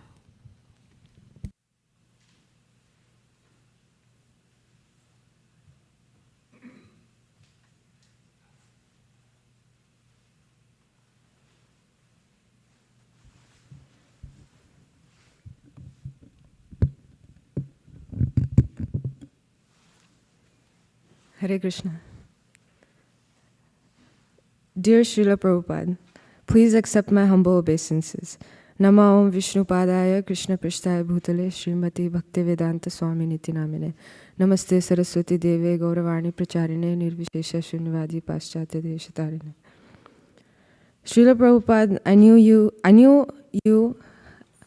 since my early childhood. You somehow always kept making a presence throughout my life, despite me being so ignorant and careless about understanding who you were and how important it is to know your message. Fast forward to today. I am now your grand disciple. This transformation of life, going from purposeless to purposeful, from lost to being found, from being confused to being faithful and focused, from being exposed to being sheltered, is all because of you. And there are countless lives which you have changed, are changing, and will keep changing in the future. You are the superhero of this world, and you continue to save people's lives even after not being physically present on the planet. But actually, you are physically present on this planet through your books. And you are present in your books because you put your everything, your heart, soul, mind, existence, time, purpose, focus, love, attention, hard work, commitment, knowledge, emotions, and humility. Your books are a work of art, a work of honor, a work of courage, a work of faith, a work of mercy to all of us. Your books are so intriguing, filled with so much wisdom, and make so much sense, and answer any possible question existing on this planet. They are such a joy to read and are my favorite pastime. Please empower me so I can spread this joy to others as well. Please empower me to help people through introducing them to your books and making you their savior. I feel blessed to be a part of this epic movement, and I need your mercy to keep up with it. We all miss you very much here on this planet Earth. Thank you for allowing me to read this small offering.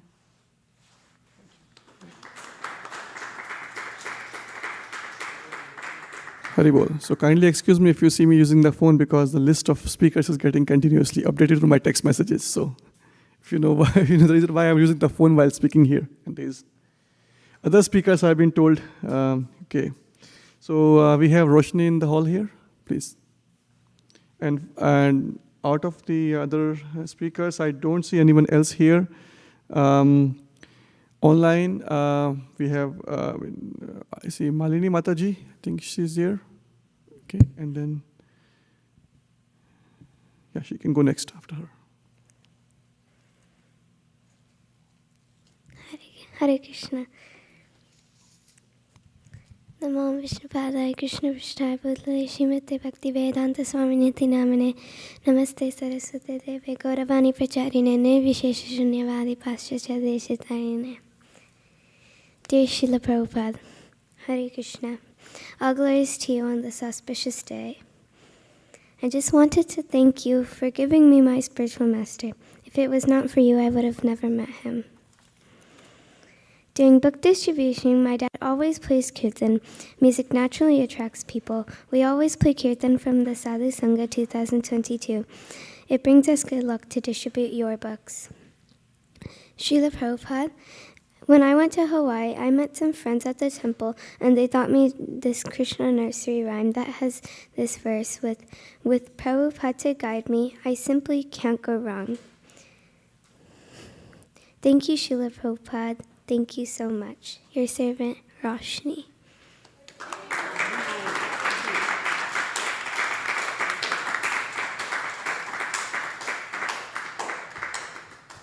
Malini Mataji, you can go next if you're online.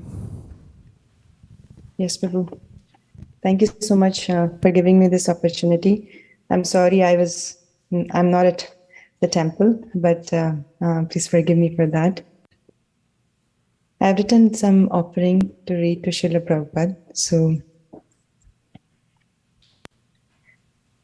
Namam Vishnupadaya Krishna Pristhaya Bhutale Srimati Bhaktivedanta Swaminiti Namini Namaste Saraswati Devi Gauravani Pacharine Nirvisesha Shunyavadi Paschatya Deshatarine. Dear Srila Prabhupada, please accept my most humble obeisances at the dust of your lotus feet. All glories to your divine grace. All glories to your illustrious disciples who are guiding us on the path of Krishna consciousness. Today, on your divine appearance day, I would like to glorify one aspect of your divine qualities, being the founder Acharya of this International Society of Krishna Consciousness and your mission to cover the earth. You elaborated the definition of Acharya in your purport of Chaitanya Charitamrita Adilila 146. Acharyam mam vijaniyan navamayeta karhichit namartya buddhyasu yeta sarvadeva manu mayo guruhu. Translation: one should know the Acharya as myself and never disrespect him in any way. One should not envy him, thinking him an ordinary man, for he is a representative of all the demigods. In the purport, you mentioned Srila Prabhupada, quote, this is a verse from Srimad Bhagavatam 11:17-27, spoken by Lord Krishna when he was questioned by Uddhava regarding the 4 social and spiritual orders of society. The Lord was specifically instructing how a brahmachari should behave under the care of a spiritual master. A spiritual master is not an enjoyer of facilities offered by his disciples. He is like a parent. Without an attentive service of his parents, a child cannot grow to manhood. Similarly, without the care of a spiritual master, one cannot rise to the plane of transcendental service. End of quote. As a grandfather, you have left so many instructions in your books for your family to grow in Krishna consciousness. In some of the translations of Chaitanya Charitamrita, you did not write any purports, and while reading them, I was eagerly waiting for the verse where you have given your purports. Sure enough, you summarize all the previous verses in that purport. Your books are so thorough that if one is sincere, he will be able to find everything they need to prepare one's life to go back to Godhead. You have painstakingly analyzed every verse and given commentary with the perspective on how a new reader would understand this verse. In the first canto of Srimad Bhagavatam, many characters are introduced from Mahabharata, and Western people may not have that background. So I thought, but in many cases, even I did not have the background. You have given a gist of the character in your purport, just enough for the reader to establish the connection with the verse. In your Bhagavad Gita as well, you made sure that even if the reader would pick one verse and skip the entire Gita, you made sure that the verse can give them the essence of Krishna's instruction to Arjuna. You refuted all the atheistic and Mayavadi arguments. This shows your compassion and your deep desire to turn every soul towards Krishna. You are excavating the diamonds from the earth, cleaning them, polishing them, and offering them as beautiful jewels in your decoration of Lord Krishna. I am fortunate to have associated with some of your jewel-like grandchildren who have thoroughly studied your books cover to cover and have taken up the mission to help others who have not tasted your books. I am also blessed with the association of devotees who relish reading your books. I eagerly look forward to that time of the day when we can read your books. Your disciples have taken up your instructions and passed them on as it is, and laid the foundation for your ISKCON to be continued for many decades. Here at ISV, under the expert guidance of your dear son, His Grace Vaisheshika Prabhu, many projects are flourishing and there are immense opportunities for service. In your vision of cover the earth, inspired by Asian paints, you have already covered the earth with the primer and mercifully left the remaining job of painting for your family members. You could have done it yourself, but you left it for us so that we are all engaged in this service to purify ourselves. During the Sadhu Sangha 2022, His Grace Radhika Raman Prabhu mentioned that previously this knowledge of Vedic scriptures was only with the qualified Brahmanas who studied the scriptures. Lord Chaitanya broke the barriers and opened up the storehouse and distributed this love of Godhead freely. Now that we have received this supreme knowledge, it also comes with great responsibility. We cannot keep it to ourselves, but help Lord Chaitanya to continue with distribution. One of the devotees who lives in South Korea wrote to me recently saying that she only has the first canto of Srimad Bhagavatam and asked if somehow or other we send her the rest of the cantos.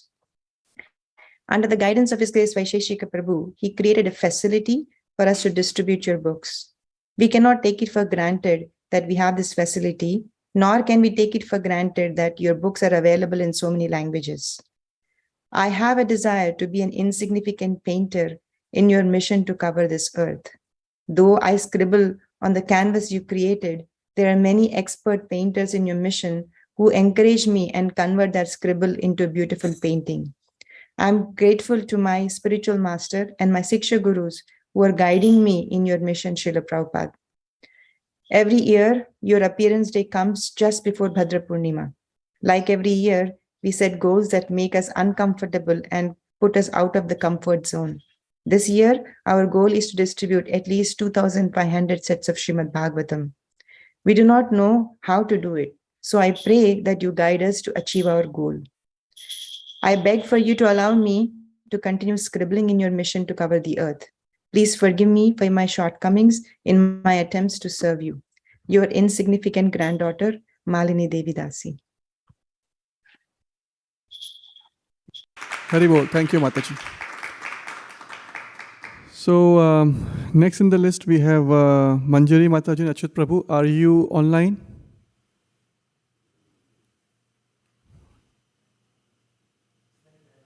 You are not there, right? Anybody else in the hall? I may have missed somebody. Like to read any offerings? And if not, then I will conclude the session by my offering. So let's start it now. Namo Vishnu Padaya Krishna Preshthaya Bhutale Srimate Bhakti Vedanta Swaminiti Namine Namaste Saraswate Devi Gauravani Pracharine Nirvishesha Shunyavadi Paschatya Deshtarine. Dear Srila Prabhupada, please accept my most respectful obeisances. No words can ever be enough to express our gratitude for what you have done, but I will try to make a small offering at your lotus feet. One friend asked me recently, Prabhu, what is your plan to progress further in spiritual life? Will you be moving to Vrindavan? I remembered your instructions from Bhagavad Gita 8:14 purport. Quote begins, the special qualification of the pure devotee is that he is always thinking of Krishna without deviation and without considering the time or place. There should be no impediments. He should be able to carry out his service anywhere and at any time. Some say that the devotee should remain in holy places like Vrindavan or some holy town where the Lord lived. But a pure devotee can live anywhere and create the atmosphere of Vrindavan by his devotional service. It was Sri Advaita who told Lord Chaitanya, wherever you are, O Lord, there is Vrindavan. Quote closed. Beyond any tinge of doubt, we are living in a place which has always been known for leading innovations and technological advancements, while the rest of the world watches with awe and follows us. We are in Silicon Valley. Having our ISKCON of Silicon Valley in the midst of this intellectual population not only allows us numerous opportunities to spread your movement, but also challenges us with the huge responsibility to carry on the mission of Lord Chaitanya Mahaprabhu. Your servants in our ISKCON of Silicon Valley family are dedicating their lives in a variety of ways to engage the souls in the Bay Area and elsewhere through book distribution, monthly Sankirtan festivals, Rath Yatra, online outreach through Bhakti community, prasadam distribution, and the grand festivals such as Janmashtami, when we recently served thousands of visitors by bringing them closer to Krishna. While we are not living physically in Vrindavan, we are inspired by your instruction to create an atmosphere of Vrindavan around us here in the Silicon Valley. Yadi Prabhupada na hoite, tabe ki hota. E jivan bahita kaise. If Prabhupada had not come, what would have happened?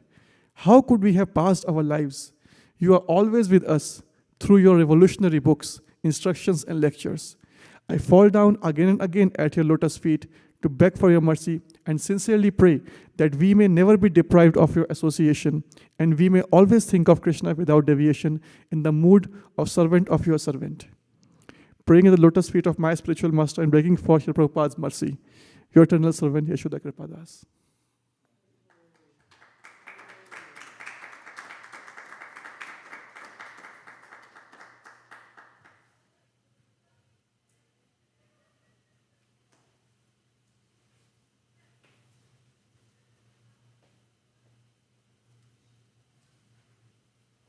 So thank you everyone for patiently attending the lecture and the offerings this morning. So the next part of our morning program is the Guru Puja, where we will do the Aarti of Srila Prabhupada and do some Kirtan. So we will convert this floor from classroom to a dance floor. All right, so please feel free to shout and chant the holy name of the Lord and dance with your full energy. Thank you for attending the lecture. Hare Krishna. And last but not the least, I would like to express my sincere thanks to my spiritual master, His Grace Vaishaka Prabhu, for inspiring me for this class, and Mother Nirakula for encouraging me to take up this service. Hare Krishna. Prabhupada ki, Samaved Bhakta Vrinda ki.